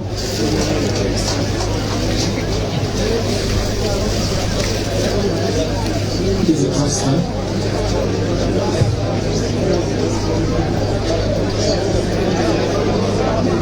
Mr. Magala, in general, I just want you to give us a general picture, because I know most parishes, people from different parishes, have different economic activities. What is the major economic activity of the people of Kawempe? Especially, I'm interested in the young people, because if you're representing people who are 78% of the population, you should know what they get involved in. What's their major economic activity? And what are you going to do to help them? Because you saw the UBOS report, 1%, only 1% of Ugandans earn more than 1 million. And that means the youth already are at a lower percentage. So what are you going to do in that general problem of Kawempe, and how are you going to uplift the economy of the people of Kawempe? Thank you very much. Most of our young people are involved in the informal sector and border riders. These our people have now a challenge that the digitalization of the number plates has made them have been forced onto an increment of 750,000 shillings tax. That means that if a border has been buying 5 million, now it is going to buy up to 6 million. So as I go to Parliament, I go there as a member of the National Unity Platform, who is going to agitate for a fair taxation. And I expect that to happen, and if it doesn't happen, it will not be business as usual. Thank you very much. Thank you.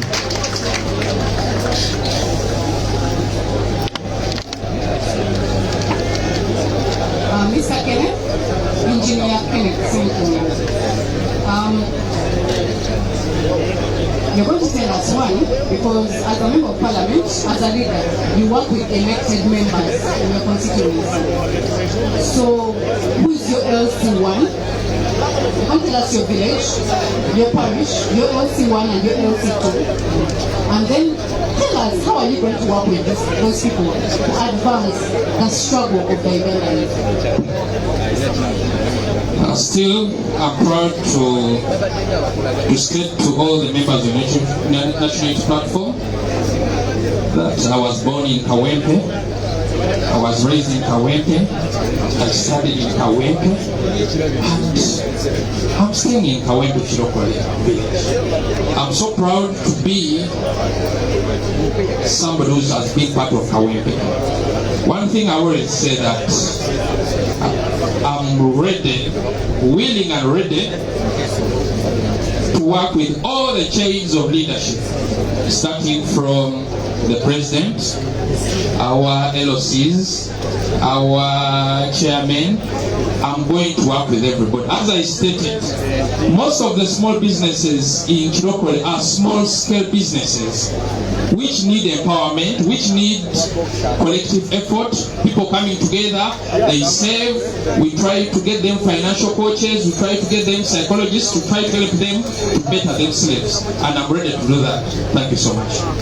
Thank you very much. The final question for this round, which will conclude the English session, and then we will transition to Uganda, and we will discuss in Uganda for 40 minutes, because we have to finish at 2.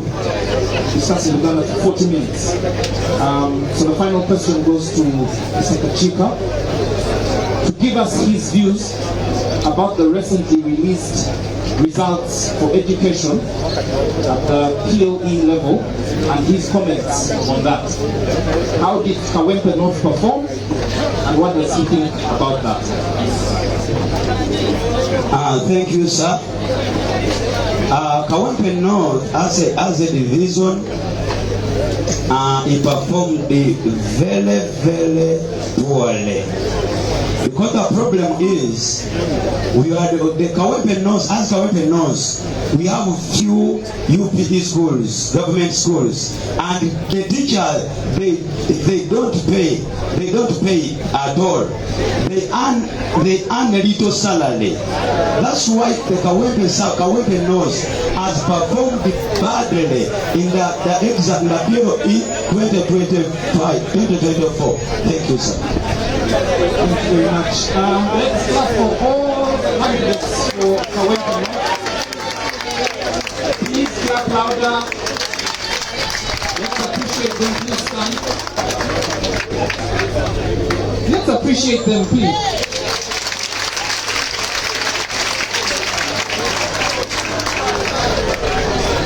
We will have a 5-minute break for them to take water or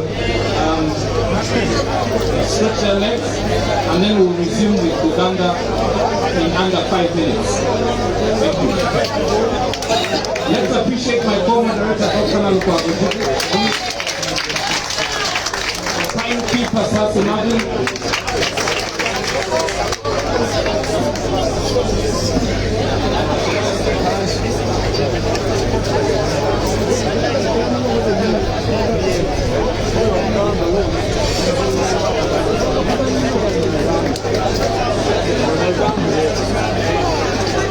Na katene bosiku kwa tena ko wakabise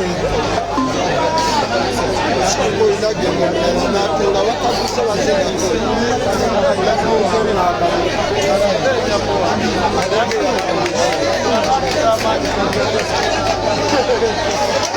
yakabuse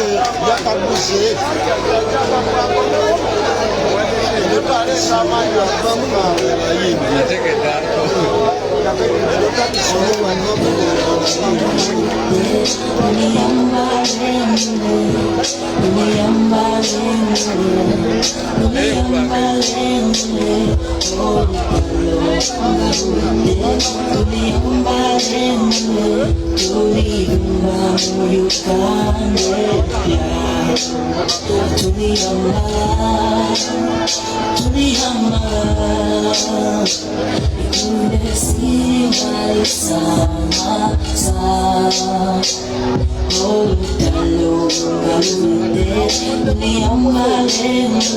Okay, abalonji abali naffe kusama Uganda Media ekisula ekisooka kiwedde eky'oluzungu abagenda kuba ate nga bakomawo mu kitundu eky'oluganda.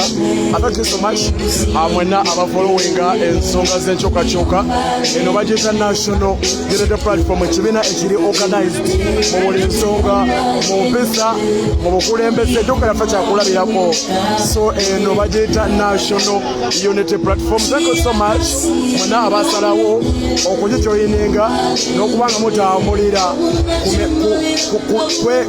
kwebyo byeyateekawo okubanga etambulirako oba amateeka oba entambuza y'ekibiina okubanga mufollowinga. Thank you so much.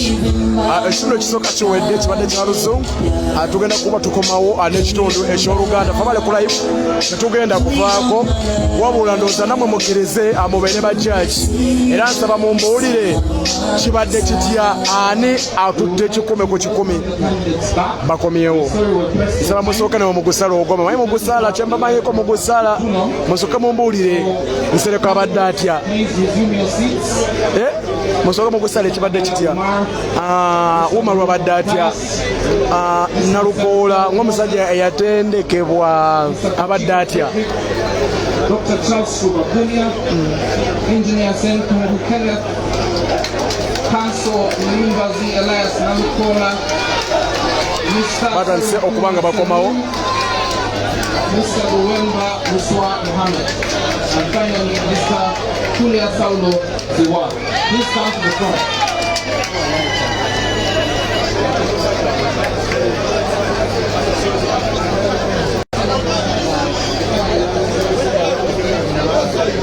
Tutangise ekitundu tugenda kubanga tuwa ya mu Luganda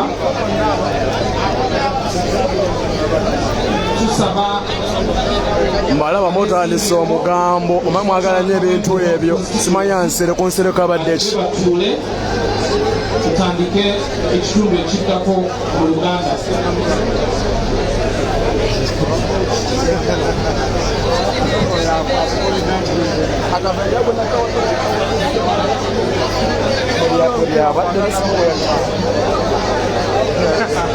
yamazeeyo wabula mugenda kuntamya erinnya Nsereko mbabuulira.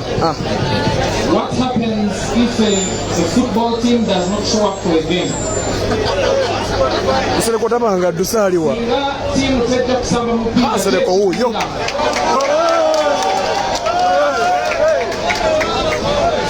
Tusaba abakandidates babiri abatannatuuka sambyeko.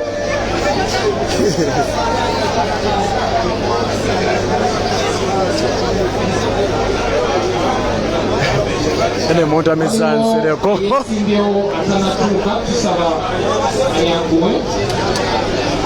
Okay, mutelefu oli ku Sama Uganda tuli live ku Facebook page kwa tusinzira okubanga tubaweereza ne ku TikTok je tuli live okuva twatandise eya Sama Uganda Media ate ku YouTube musawa yonna tujja kuba tutandika okubanga tuddamu okubaweereza live. Abagamba okusirika banange muli mu kifo kikyamu Sama tasirika jasi yefuga bwefuzi obanga mwakatandika okumfollowinga nefuga bwefuzi ne maloka nsirikewo naye nga bambi abagamba okusirika mbasaba mukakkane nze top 10 nze nsirika ne mala nenjogera. So atuli wano ne bakandidate ab'ekibiina ekya National Unity Platform abesimbyewo okubanga bavuganya ku kaadi ya Kawempe. So tugenda mu kitundu ekyokubiri ate nga kya Luganda. So President wale SG kosa Alex Wawisa Mufumbiro ne Sabakunzi Chairman Nyanzi. Thank you. Checho.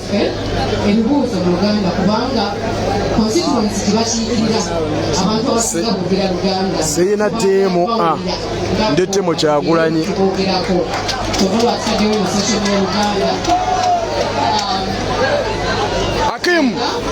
Hakim umbrella wansi Walan okweyanjula tekwetaaga kuteeka mu lizimba mu Luganda omuntu erinnya lyo era ffenna amanya ge tulina gabeera agasinga gaffe wano mu Uganda so amanya tugamanyi tegali mu luzungu oba Luganda agamba ate Taata Mukesa Sita Media Uganda ngenda kusooka oyo presidential advisor oyo yampa advice ku bukulembeze bwange bwendimu ate ye president waffe w'amawulire yasooka ego bayita Sita Media Uganda rapid yasooka Sita naddako so tukuza mwenye ekitiibwa former president. Kiki ekizibu ekisinga okutawaanya abantu ba Kawempe North bwenga MP waabwe addako bwe baba bakolonzi. Soko kwebaza bonna abatubeereddewo bamemba ba National Unity Platform ne President waffe His Excellency Kyagulanyi essuubi lyonna lyonna tulina okukyusa enfuga eri mu Uganda n'okusobozesa buli omu asobole okweyagalira mu nsi ye. Ebintu ebimu ebibadde bisinza okututawaanya nga bannakawempe enfuna ntono. Abantu abasinga mu Kawempe North tulengejenze bwe tuyita bu business obutonotono business mitwalo 3 mitwalo 4 akanene ennyo kayinza okuba kakadde kamu ate nga buno obusente olumu ensawo yaffe enfunda naye nga nze omubaka wammwe agenda okuddako Kawempe North ekisinga obukulu abantu twetaaga okuba bangula engeri gye bayinza okukozesaamu ssente engeri gye bayinza okuterekamu engeri gye bayinza okufuna ssente kubanga amaanyi gaffe gonna gali mu kwegatta bwe tuba nga tulina abacapati nga 20 buli wiiki ne baba twalo kwezo ssente ze tusevinze ne tusobola okuzeewolako kuleeta eyawansi tugeze nga 3%. Buli omu tusobola okukola ki okulakulana naye byonna twetaaga ne tufuna abantu abatubangula kubanga abantu abamu batereka naye tubalina abantu bayinza basobozesa ne babagamba nti nno kino ne kino tukikoze tutya kino ne kino musevinze mutya mwewoze mutya muterese mutya kubanga mindset change kyekintu ekisinga obukulu okukyusa mu Kawempe. Naye ate nga nze mbagambye omubaka wammwe ebintu bisatu tutwala nnyo obudde abantu bavaayo nga bakooye abantu bakola nnyo kasirinda kano ka 6 kg buli muntu mu Kawempe ajja kafuna so that oba ovudde ku mulimu gw'okooyi tewetaaga ate kukuba sigiri otegera teeka ku kakyayiko teekako akatoboko olye weebake abakera mu butale bamaama baffe abakera mu butale olumu bazuuka enjala ebaluma akoleze bukoleeza ateekeko akatoboke akateekeko agende naye neyanziza nekamabakiitinako buli mukyala yena mu Kawempe North ajja agenda nako mu ddwaliro lyaffe erya Kawempe Referral neyanziza nnyo ekibuuzo kyekimu Yes, moderator. Okusookera ddala mu Kawempe tulina ebizibu bingi, tulina ebizibu by'emyala, tulina ebizibu by'enjigiriza, tulina ebizibu by'ebyobulamu, tulina ebbula ly'emirimu mu baganda baffe mu Kawempe ate nga bawangalira mu mbeera etali nnungi. Nze nina ekitundu kyekiikirira bakiyita Kawempe North ku lukiiko olukulu olwa Kampala Capital Authority era nateekayo ebibiina tubiyita kisoboka kwegattiramu n'abantu abeeteeseteese obulungi abaagala enkyukakyuka ne tuteekamu akasente ne tulaba butya bwe tusobola okwewolera nga tukeewola ku muwendo ogwa wansi kwegamba interest rates nga teziri waggulu noleeto mumeraba munonze ate tugenda kuyitirira buyitirizi n'ebitundu bino ebirala byebadde sikiikirira bisobole okufuna omukisa naye njagala kumaliriza n'ekigambo kino natandikawo kibwe bafuna omukisa okwogerako ku muzindaalo baku rediyo bagala okusingira ddala okubangula bannayuganda bategere nti buvunanyizibwa bwabwe okugoberera enfuga gye babafugamu mu ggwanga lyabwe tibannayuganda bano balaba tebategedde ife tulina obuvunanyizibwa mu Uganda tugenda kubeera n'ekizibu kinene okusobola okuddako dictator Museveni muladde baleke obuvunanyizibwa bamwe abali wano n'abanyeri abatulaba ku ntimbe za TV n'abatulira ku rediyo okwenyikira mu by'obukulembeze by'eggwanga lyammwe kubanga ebizibu bye tuwangaala nabyo ebisinga obungi bifa ku nkulembera mbi gye batukulemberamu abasajja babbye ssente balina amalwaliro mu mbuto zaabwe balina enguudo mu mbuto zaabwe balina amasomero mu mbuto zaabwe tuuti twabalaba nga babba ssente z'abakazi abanaku n'abasajja abanaku abekalamoja nolwekyo obuvunanyizibwa baffe abatasobola okwogera kubanga tulina batugenzeeko n'abalaaga twogera twegatte wamu twerwaneko twalirize badikiteeta n'ababawagira n'ababayambako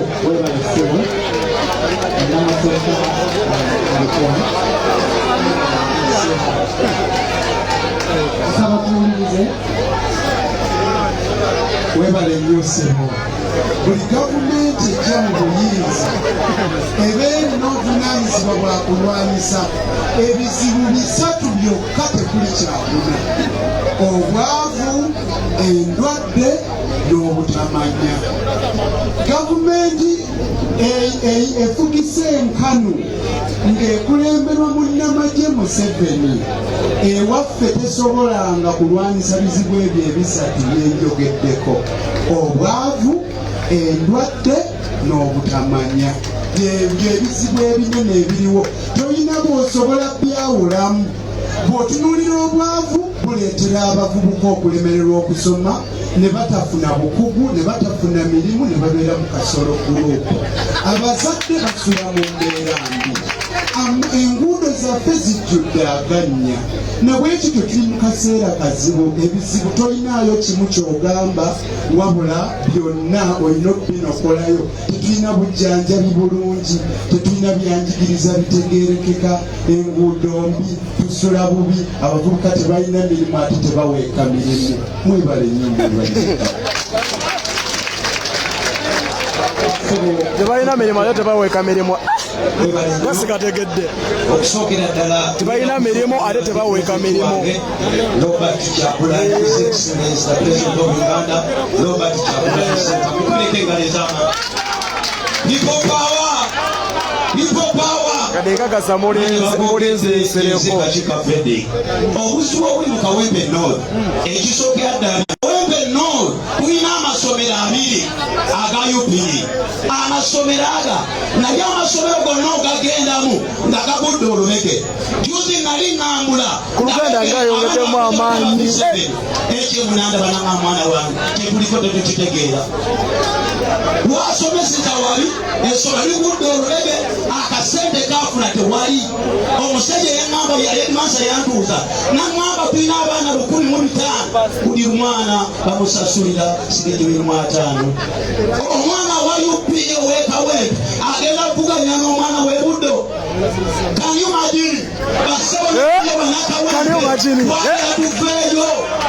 eno gavumenti etufugidde emyaka 4 kwewuunya gwe atakwewunya ze gwenewuunya bwogamba ng'okyebase nga bakakufugira emyaka 4 masomero mafu malwalye temuli ddagala genda Kawempe ebintu bekira manakawempe egenda kwali emulago eguli wali ekawempe wali eddwaliro ly'ekawempe genda abaana abakyala abafanga bazaala kirumya kikwasa ennaku ku gavumenti etufugidde emyaka 4 nga tesobola kuteekayo eddagala malwaliro nga tesobola kubabujjanjabi bakyala abakyala bafa baganda bange muve mu kuseka eno 2025 nga His Excellency the President of Uganda we yagambye tusimbudde twetaaga ne twerwanako abooluganda amazima gali nti Kawempe North n'eggwanga Uganda tuli mu buwambe.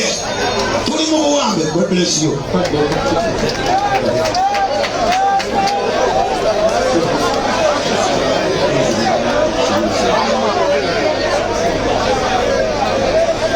Kairege jasuze chapati akanyuzeyo nkasuka bali mahigenda na bali aina target kizibu ki ekisinga okutawanya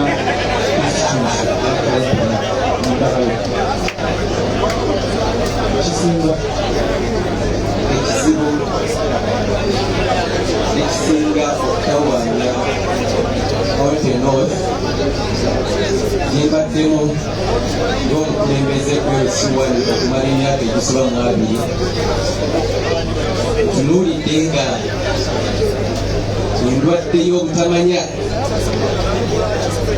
ndwadde nkulu nnyo ng'era etwalira munnabyabufuzi okuginnyonnyola abantu bewangaaliramu nga tebasobola na kutegeera mbeera gye bakulemberwamu.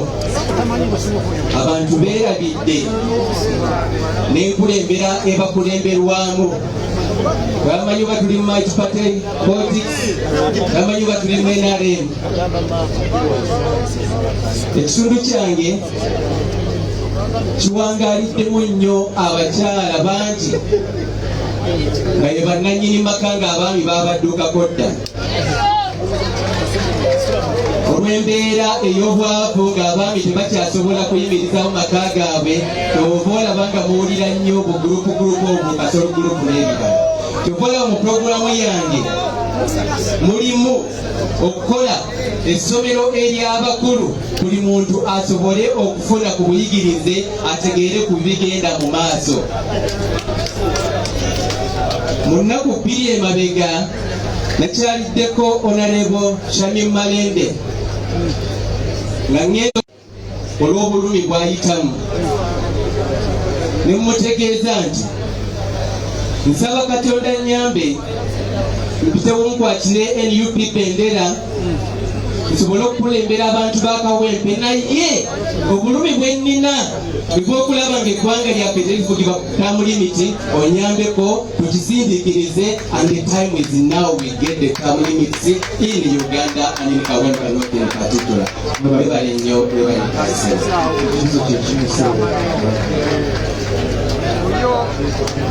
neyanziza nnyo neyanzeege nga bwe nasoose okwogera ekimu ku bizibu ebitawaanya bannakawempe oba ekisoomooza bannakawempe bya bulamu. Mu Kawempe eddwaliro erisingayo obunene Health Center 3 va kweno National Regional Referral Hospital, ate nga mukimanyi bulungi death trap teri ddagala abasawo okukolako omala kufuna kasente. Tetulinaamu na ddwaliro liri ku mutendera gwa Health Center 4. Mukimanyi bulungi nti ekitundu kyaffe kiri mu nzigota. Ekitundu ekiri mu nzigota akawuka kamukenenya kalidde abantu baffe ewaka ne mu kibira. Mukimanyi bulungi olwaleero obuyambi babutusazeeko obw'empeke za ARVs olw'abannakyemalira okwefumbekeza ku ggwanga lyaffe n'okutuyisa obubi olw'okuba tuwaŋŋanguka ne tugenda mawanga g'abazungu mu Amerika. Njagala okubategeeza baganda bange nti ekizibu ekyo kitukutteko n'abagambye ARVs omukebe gugula emitwalo 75. Munnayuganda kyowa bulijjo asobola okwafoodinga sente ezo nga bw'oba odividinzeemu olunaku. Munnayuganda kitegeeza buli lunaku waba yeetaaga empeke emu alina ogigula nnusu 8.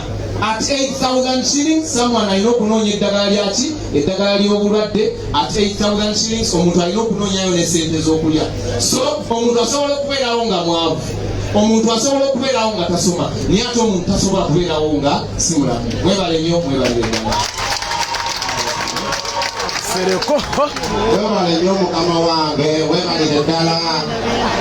Mulaba nazze ensereko Moses saving box. Mulowooza lwaki nazze nayo? Kubanga abali wano ali azze nayo. Bano abazze wano bagenda kukusa mbuto zaabwe. Nze nabagambye nsereko Moses eke wakayima akasola akasinga omugezi. Obona mugamba simanyi luzungu sirwogedde. Hello boss. Abantu bakola oluzungu baagala ffe aba akishoni abakolerawo nsereko Moses saving box mugiraba abasinga temuntegeera. Nsereko ndi musajja mukakala kuba neyisanga mwavu. Nina kampuni ewola sente nsereko Moses Lending Company.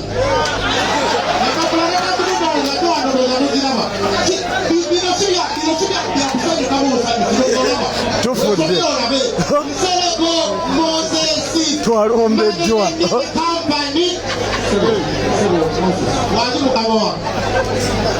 bamugezako mukakanya. Akade tugenda kwongerako katono. Mukama wange twagala kumanya olinga ayagala bannaye twalombeddwa muno engineer wakiseeri neyogedde ku lending rate n'agamba 3%. Twagala kumanya kampani yo ekola etya tewana maana kibuuza dda kirombeddewo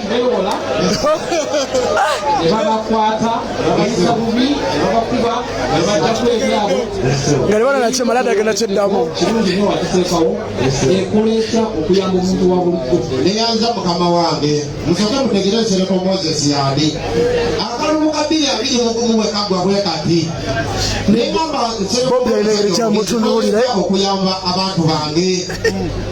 Negenda mu kyalo netunda ku ttaka natunda eka 10 ez'ettaka netandika kampani eno gye bayita nsereko Moses Lending Company. Netandika okuyamba abantu abeerubaga n'okulawo Mr. President n'okubana bakusudira Kawempe North Sirubaga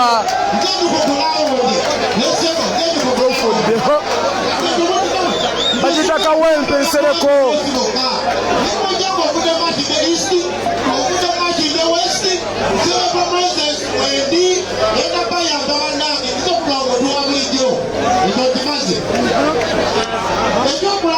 mukama wange ebikwatagana n'okusoma basalis webabonu wano kwa NUP olinamulekwa nga tolina wadde n'ekikumi. Nina amasomero being minded nursery and primary schools ddala muba tulina obusobozi bwa sente bulungi jangu otuukirire tusobola okubawa basale. Ekirala mukama wange nga bwe kunyonyodde ebikwatagana n'ebyobulamu bannakawempe genda bateerawo akalwaliro akatonotono olina obutikisa genda bateerawo akalwaliro akatonotono bagulera ambulensi noja buwulira nti ate manifesto yange yey'amaanyi bano bakubasubira nze mutuufu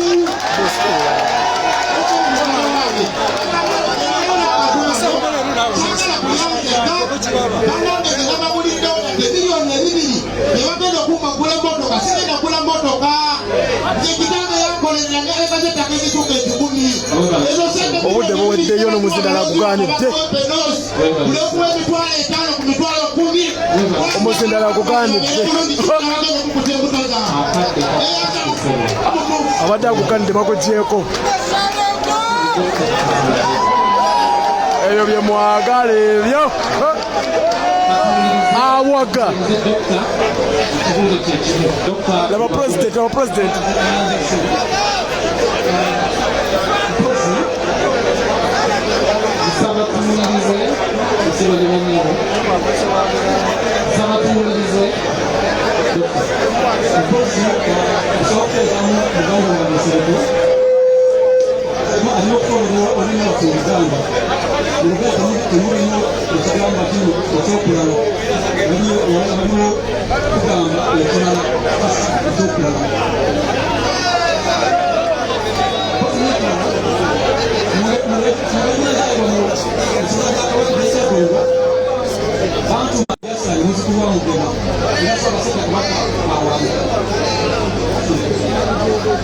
nabagambye kino nze singa yesu kikyonna nakyemala yasobola kwagala puroguramu ze zijja kukwagira ensonga z'amasonga eza buganda ekisooka njakweramuulize erisabasonga kabaka ekyenjakweramuulize eri ezetuwange ekyamulisikiramu n'ekibiina kyange mubansireko yavuddewa yajja nga talina mpapula ne bamuzaayo bwe yakomawo yazireetera mu bokisi bwe yakomawo yajja azireetese mu bokisi ejja bwe yamaze oveetinga yadduse emisinde n'akuwa ekiko katonda agwe mu kolansi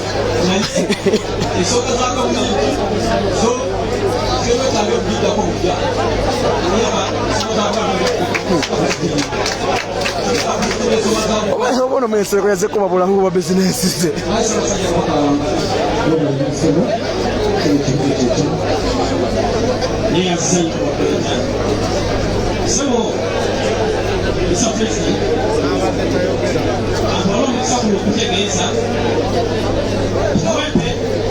Hello.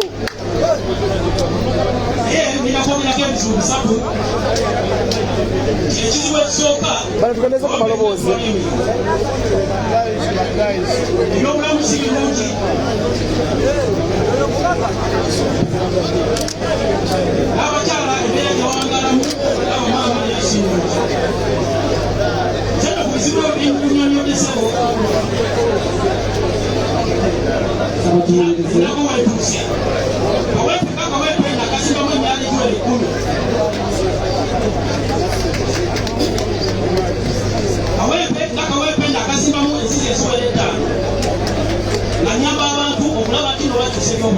temunsi bakonsereko sinze namuleeta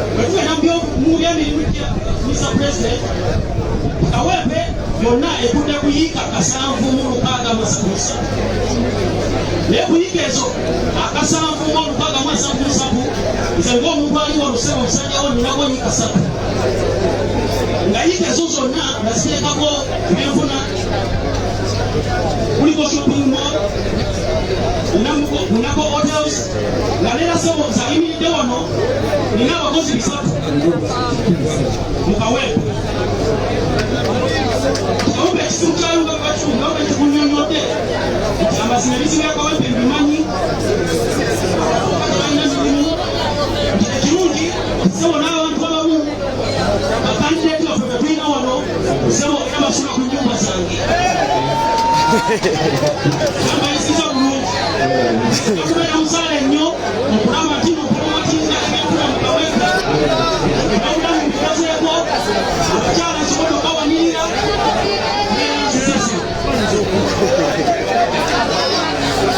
agambye ku bakandideti basula ku nnyumba zansireka wanisa omukono bale mutuyambe temuwa muzindaalo mwewale neyanza nnyo moderator azene segebox kati abaka ba palamenti abaliwo bamemba b'ekibiina mwenna nze luwemba luuswa muhammad ndi musanyufu nnyo olw'abaganda bange bano aboogedde ebintu ebiyitirivu ennyo naye nga ebikolwa bitono nnyo nnyo nnyo bwe balabye Mr. President, owatusindika okubeera nti abantu baffe bateekamu obwesige mu kaluka 2021 watugamba tukolere abantu tuleme kwekuusa ffekka. Kinsanyusiza nnyo nti muganda wange ateteekanyiza bokisi ye ng'agezaako okufaananyiriza bokisi eyo. Legasi yawo naleko Ssegirinya kikulu nnyo, Mr. President. Era kinsanyusiza nnyo nti kati ekifaananyi kye bagezaako okuwa ye musajja ono bwe tubadde tukwasaganya emirimu gino gyonna. Kawempe North gye twogerako erina obuzibu mu byobulamu. Mr. President wagamba okubeera ntukolera abantu ffe twasetinga eddwaliro lyaffe mu nnaku 10 era ne tuliteekawo. Esigi njagala okwebaza nti wajja n'olirambula abamu bali bamanyi bya kusaaga naye twaliteekawo era nga liyamba abantu. Eddwaliro eryo lyaggalwabuliddwa ensimbi nga muganda waffe asibiddwa. Mr. President, Mr. President neyama mu maaso go engeri gy'ogamba nti National Unity Platform tulina kuba bakozi ate nga service delivery kwe tutambulira ng'ezimu ku values. Mr. President, nze munaku 10 bannakawempe North olw'omukulu ogwa muganda wange ono Honorable Ssegirinya guleme kufa ne Ssegibokisi eno okwempawalinga abavubuka unemployment mu Kawempe North njagala esigalewo olw'omukulu ogwa Honorable Muhammad Ssegirinya. Mr. President, mu ngeri enjawulo njagala okutegeeza nti nga tuyita mu kibiina kyaffe ekya Kawempe Youth Mission Against Poverty tusobodde bulungi nnyo okunga abavubuka ba Kawempe North, thousands of young people netubakuŋŋaanya okulabetandikirawo batubasomesa okuyiga okwokya ebyuma era workshop yaffe weeryawo ku Gaza Road. Abavubuka bangi nnyo bayize emirimu egy'enjawulo ku lwa Honorable Muhammad Ssegirinya era ne kuba obukulembeze bwange tujja kuba basanyufu nnyo bannakawempe North nga mpundikira tuleme kutta mukulu ogwa Honorable Ssegirinya nga n'ennaku 10 tezinakola ki tezinawera. Omukulu ogwa Honorable Ssegirinya mukulu nnyo era twetaaga okusiima ebirungi byakoze kuba Katonda n'ensi yange. ate nga bagamba mpuuga abadde ki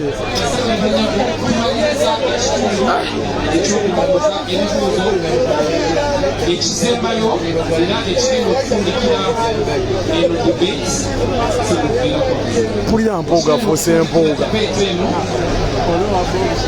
buli kandidate wano agenda kufuna munne gwabuuza ekibuuzo era n'oli naye amubuuza ekibuuzo basooke bawalizi wa Bobi Nsereko obudisiti 3 mwerondemu agenda okwebuuza ekibuuzo Nabansereko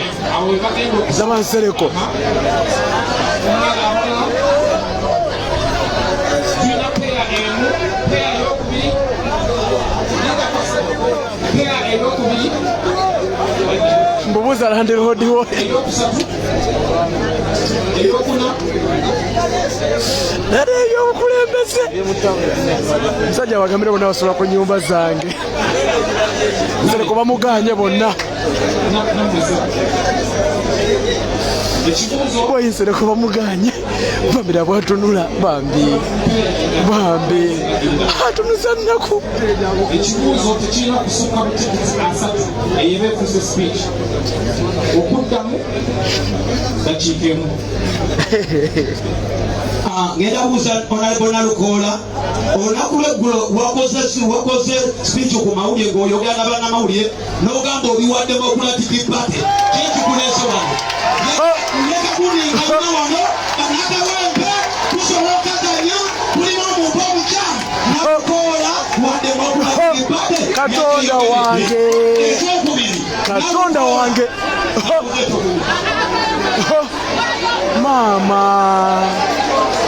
mama nyabo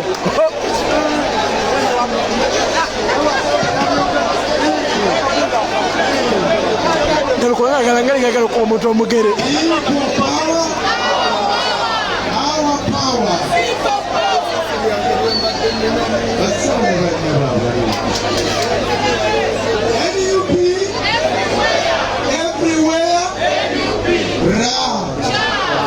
kusabye ndi mukwazana abantu abayitizo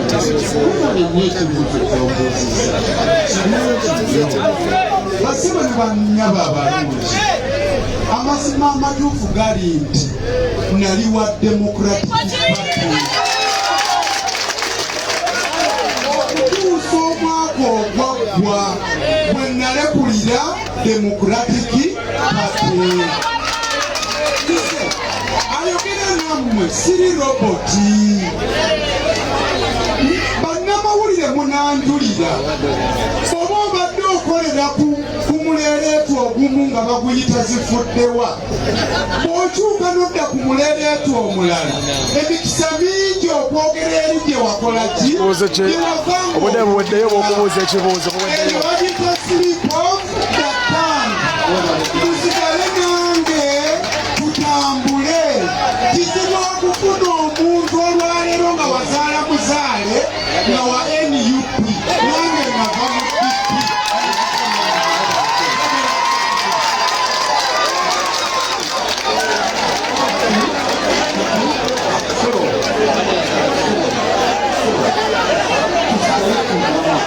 Labansereko bwe yensooza. Labansereko bwe yensooza.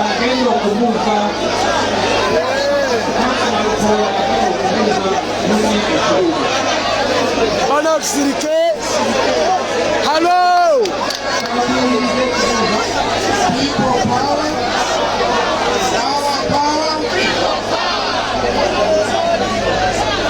Mukakana ne bayite kutya omuliro.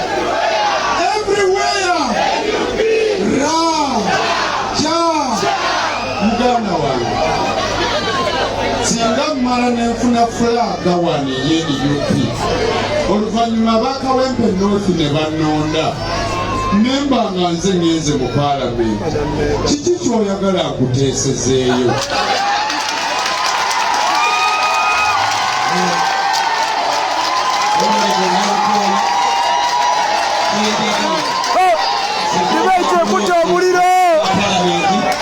Ensombera ddala njagala olabe bannakawempe omusolo gugenderako. Kawempe nga Kawempe tetusinga osasula omusolo mu Kampala, naye Kawempe North nga Kawempe yonna erekeddwa.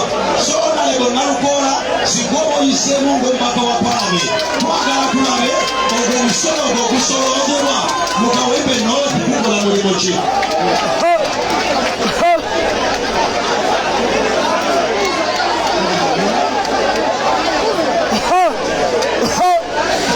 NUP okuta omuliro debate egenda mu maaso. Oli ku Sama Uganda Media.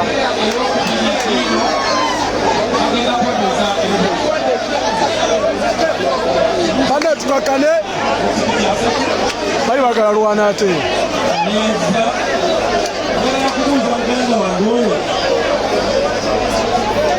Kiki kyalaba ekibiina kya NUP kyekisinga ku bibiina ebirala ebiri mu Uganda. Kisooka njagala okwebaza kamwokyezza His Excellency Kyagulanyi Robert Sentamu kamwokyezza olw'okuwa visioni n'atukubiriza ffenna tujje twetabe mu byobufuzi, twetabe mu kulembera Uganda eno. Nalibadde ensawo neetuula nenywa kakyawo kakawa kange nenywa pizza zange neŋŋamba profession kangireke zijempereza abantu b'e Kawempe. NUP etuwadde omukisa ffenna, toli muntu yenna yenna nga bagaana. Tutusoonya abantu abayigirize buli omu yenna afunye omukisa okukola ki? Saalibadde wano singa mbadde mu kibiina kirala.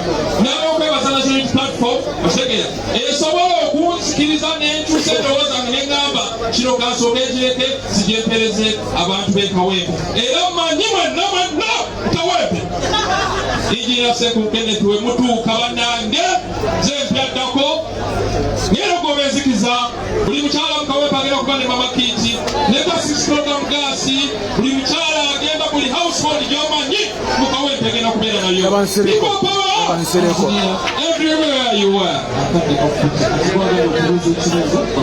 Alina box zikyali mpya zisala n'osala.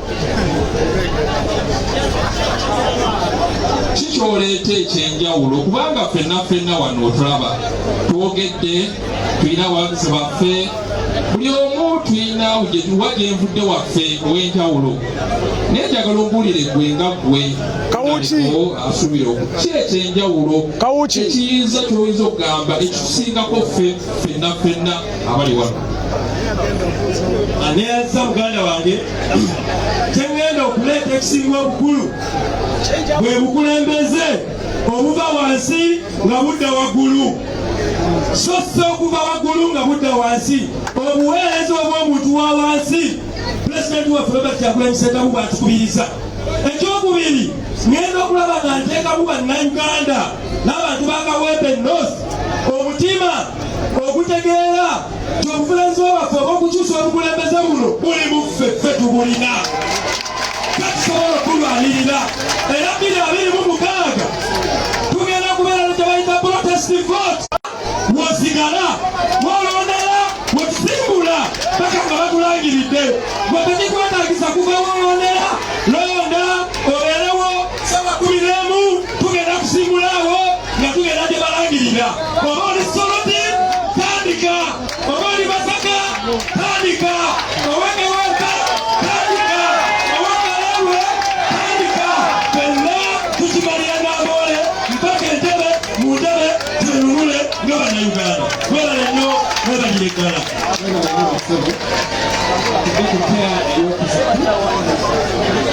Nsere kubona nga bakyamuganye.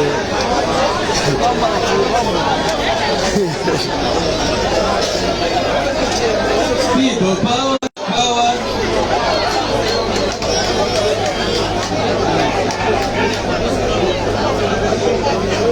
Ya, muganda wange magala kusaasira nti wayita mu bizibu bingi olw'okubeera okuvuganya gavumenti yamusibira mu ggwa ne bakusiba obeerayo. Oteeseteese otya okuyamba basibe banno bewaleka mu kkomera? Neyanzizanya omuganda wange, ekyo kibuuzo kirungi nnyo. Mwenna mukimanyi bulungi nti nze Magala Umar ayimiridde nammwe wano nakasiba emirundi egiwerako, ng'omulundi ogwasooka twali Kayunga nga tugenze okuuma akalulu ka muganda waffe Nakweddeke Babba, era bwe batusiba n'abantu bangi, mwalimu MP Kalwanga, mwalimu meya w'Ekira, meya Mutebi, mwalimu ne komisona Rahma Juma. Naye nasigala ku mazima ne bwe bansiba ku luno nga bataddeko ebisangosango eruzira mu kkomera erisemberayo ddala waggulu maximum security prison, nekwata ennaku 10, nekwata ennaku 2, nekwata ennaku 3, nekwata ennaku 4, nekwata ennaku 5, nekwata ennaku 6 nga ngamba twagala kujjako dictator president waffe okubategeeza muganda wange mulungu ekibuuzo ky'ombuuzizza, it is painted all over me. Kindiko yensonga lwaki outfit eno gye nayambadde kuliko baganda bange abasibe abali mu makomera, tukyababanja ba political prisoners. Mwebale nnyo, mwebalire ddala.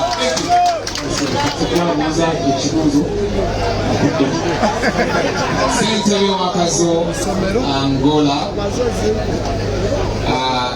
Sebo obadde ssentebe bangadde nnyo. Buweereza ki bw'otusiza ku bantu bo ab'omukazi Angola, era okoledde ki engeri gy'oli omutongole wa Ssaabasajja nnyo ekyomukisa bali wano nze omu ku beesinga okubaka wa Parliamentary kiraga nti ssentebe bw'ekyalo. Muganda wange, ebizibu bye nasanga mu bantu abali mu bitundu bye tukulembera ebya ghetto areas butaba na mirimu, naye nsobodde okuwa emirimu abantu abasoba mu 50,000 nga mbawa ebbaluwa ku bwereere abatali kusasula wadde ekikulu. nkubye okulaba nga nyambako okusomesa okuyamba ku bantu baffe abamufuna mpola okubasasulirako ku busugulukizo obutono obukufuna basalaivu basobole okuba nga bagenda mu maaso ensi eno bwetufugibwamu obubi era tusale amagezi okugijjako so ate ku kya Buganda nenyambako okulaba nga enkola za Ssaabasajja eza bulungi bwansi zitambuzizza bulungi mu mitendera bonna webale nnyo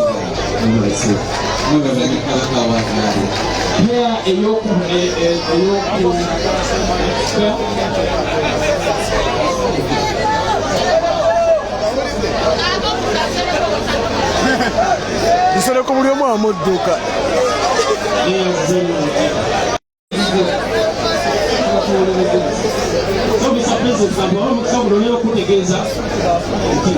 nesimbawo mu Kawempe n'omubaka wa Parliament nasaba nesobola okukwata ekifo ekyokubiri nga nafuna okumi z'abafuzi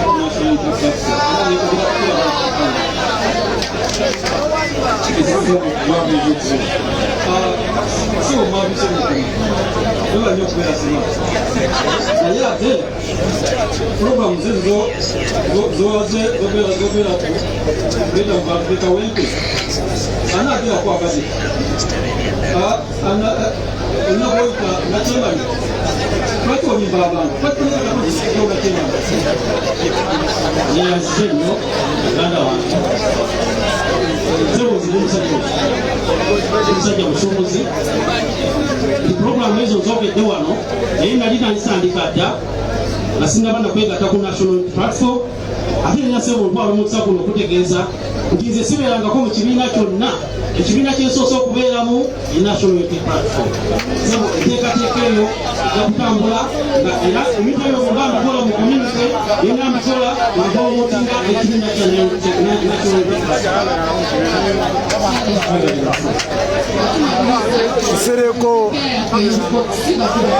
Sereko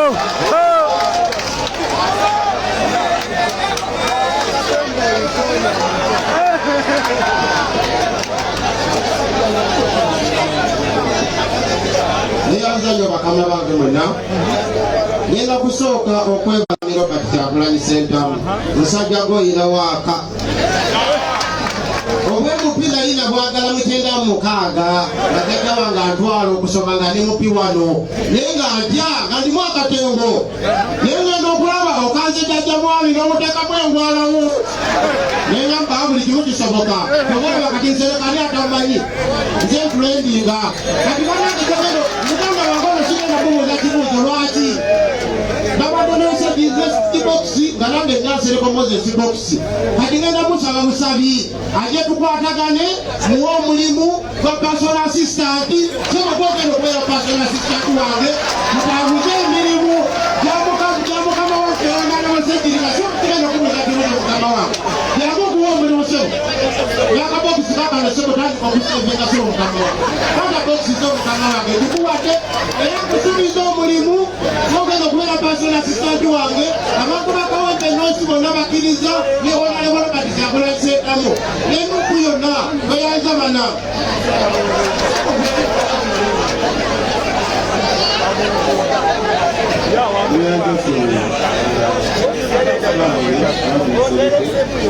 ekibuzo kyange kiri kiriya nnyo oyagala kukiikirira njagala ombuulire Kawempe North specifically eyina working population, living and working population ya abantu bameka. Neyanza sebo mukama wange Kawempe North electoral area eyina ebyalo 49 tuyina emiruka 9 tuyina polling stations 165.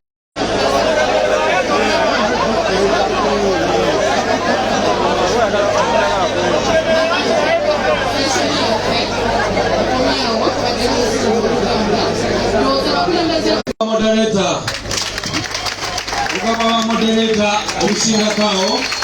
thank you very much, Comrade Kalamaji Andrew. Thank you so much, Dr. Narukwago. Obugalo kwa candidate. Candidate. And now, people power, our power. Please take your seats. Ogalowa Election Management Committee.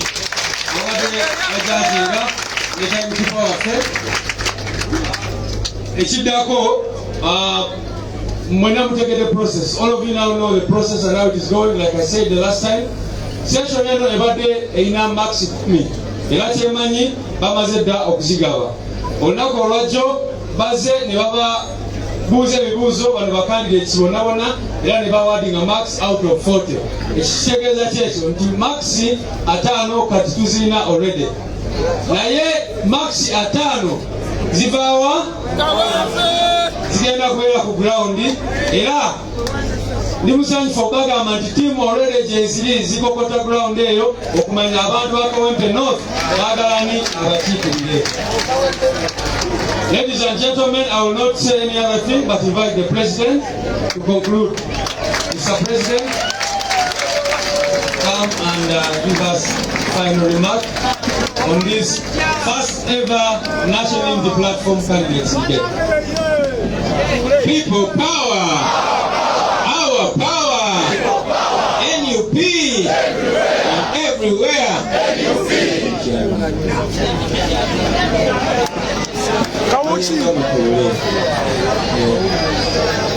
I want to congratulate all of you, our able candidates. This was not only informative, it was also entertaining. Thank you very much. Njengo muntu nyumidwa nyo debate eno kakasa n'abantu abatulaba wano Uganda ne Bulanja baginyumiddwa. I want to salute our election management committee. Thank you very much.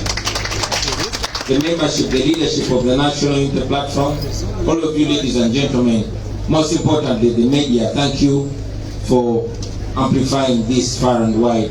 Basebo ne banyabo kino tukikoze tetunabeera mu buyinza naye tulowooza nti ekibiina bwekitibwe kino okufactioninga. Tukkiriza nti ffe ng'ekibiina tulina obuvunaanyizibwa okulondobamu oyo omuntu asaanidde okukiikirira abantu ng'ate nga tukikola mu bwerufu mu lujjudde nga tetulina kyekubira yonna. So njagala obeebaza mwenna abenyigidde mweno process. Tuli aware nti mwenna mumanyi kyemukola era mwewaddeyo okugoberera amateeka n'emitendera na byonna byetukkiririzaamu. SG already akibagambye nti abantu baffe batuuse dda ku ground nga bakwebuuzaako manya abo ffe tubasindise.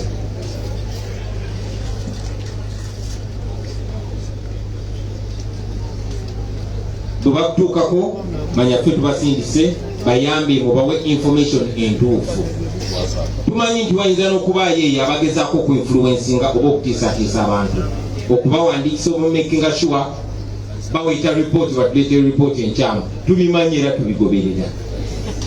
Akakiiko kaffe kagoberera, abantu bagoberera, ensi yonna egoberera, nange kennyini ngoberera.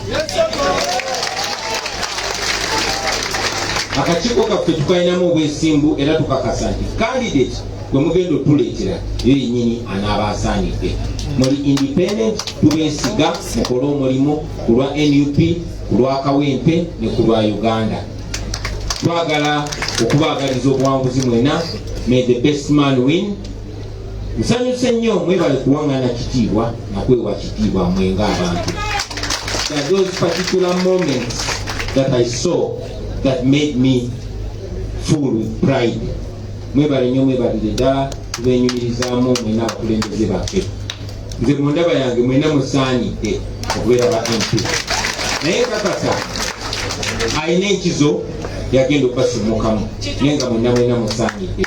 Mwebale nnyo mwebalire ddala. Mpozi nga maliriza olunaku lwaleero twafunye amawulire ag'ennaku Muzeeyi Kirizesito mu Kiwanuka taata wa Ashraf Kasirye atuvudde ku maaso. Bamutomedde muzeeyi oyo mumanyi taata wa Ashraf abadde atwagala nnyo nga buli akakubye ajja wano n'atwebuzaako ne bwawulira ekyamu eyo ajja n'atuteeka ku sport tukinyonyole. Mukadde waffe tujja musubwa nnyo Mukama mumuze emirembe naffe tulina okugenda mu maaso n'olw'ensonga eyo abantu ba Kawempe North mwena mwenyigire mwene ensonga tubaleetera candidate very soon naye twagala tubaleetere candidate mu bwerufu si bino bya dictator Museveni kugamba ani ankolerawo n'alondwayo oyo kyokka nga kyekibiina ekiri mu buyinza ekyo kibalage democracy level yaabwe weri n'ebibiina ebirala tetubyogerera bubi naye twagala okubiwa ekyokulabirako mu Uganda empya ebintu bwe biti bijja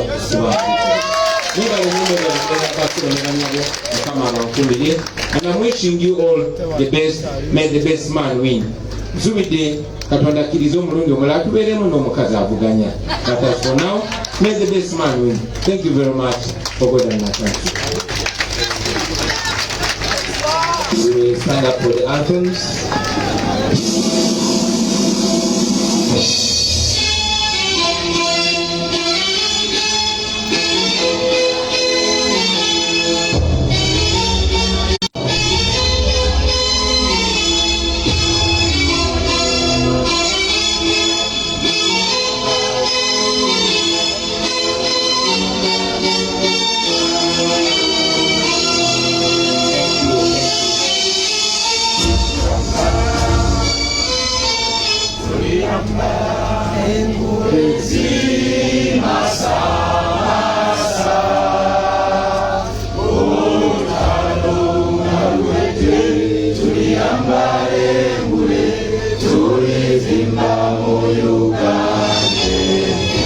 People power, our power. People power. We will have the president leave, then the electoral management committee, and then our judges will follow suit, and the candidates, and then the rest will follow suit.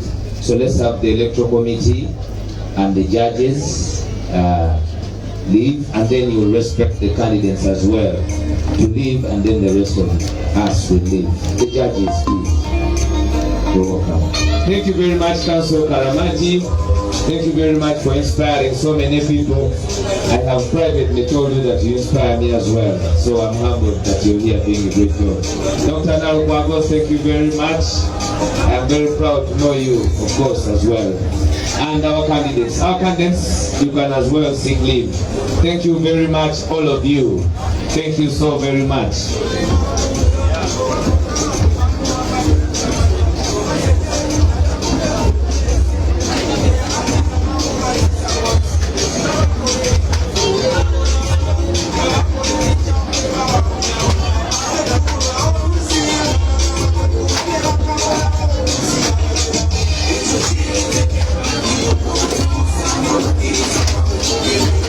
Okay, buterevu mwena abalonzi ababadde ku sama e Uganda. Thank you so much okungumiikiriza netiwaka na buli kimu. Netiwaka yesho wabiri badde ino okufa kubanga olunaku lwo lubaddeko kamera nyingi. Kamera bwe zibeeranga nyingi netiwaka bayina okufa, so bebaza okungumiikiriza we baddegaanira ne mubeerako neteera ne mubeerako kintu kyankalanya ffenna tekibadde kunzenzeka era tekibeera kunzenzeka naye nga mbeebaza nnyo. So tugenda kuba twongera okubalaga ekyo ekigenda kuba nga kigenda maaso mu kalulu k'e Kawempe.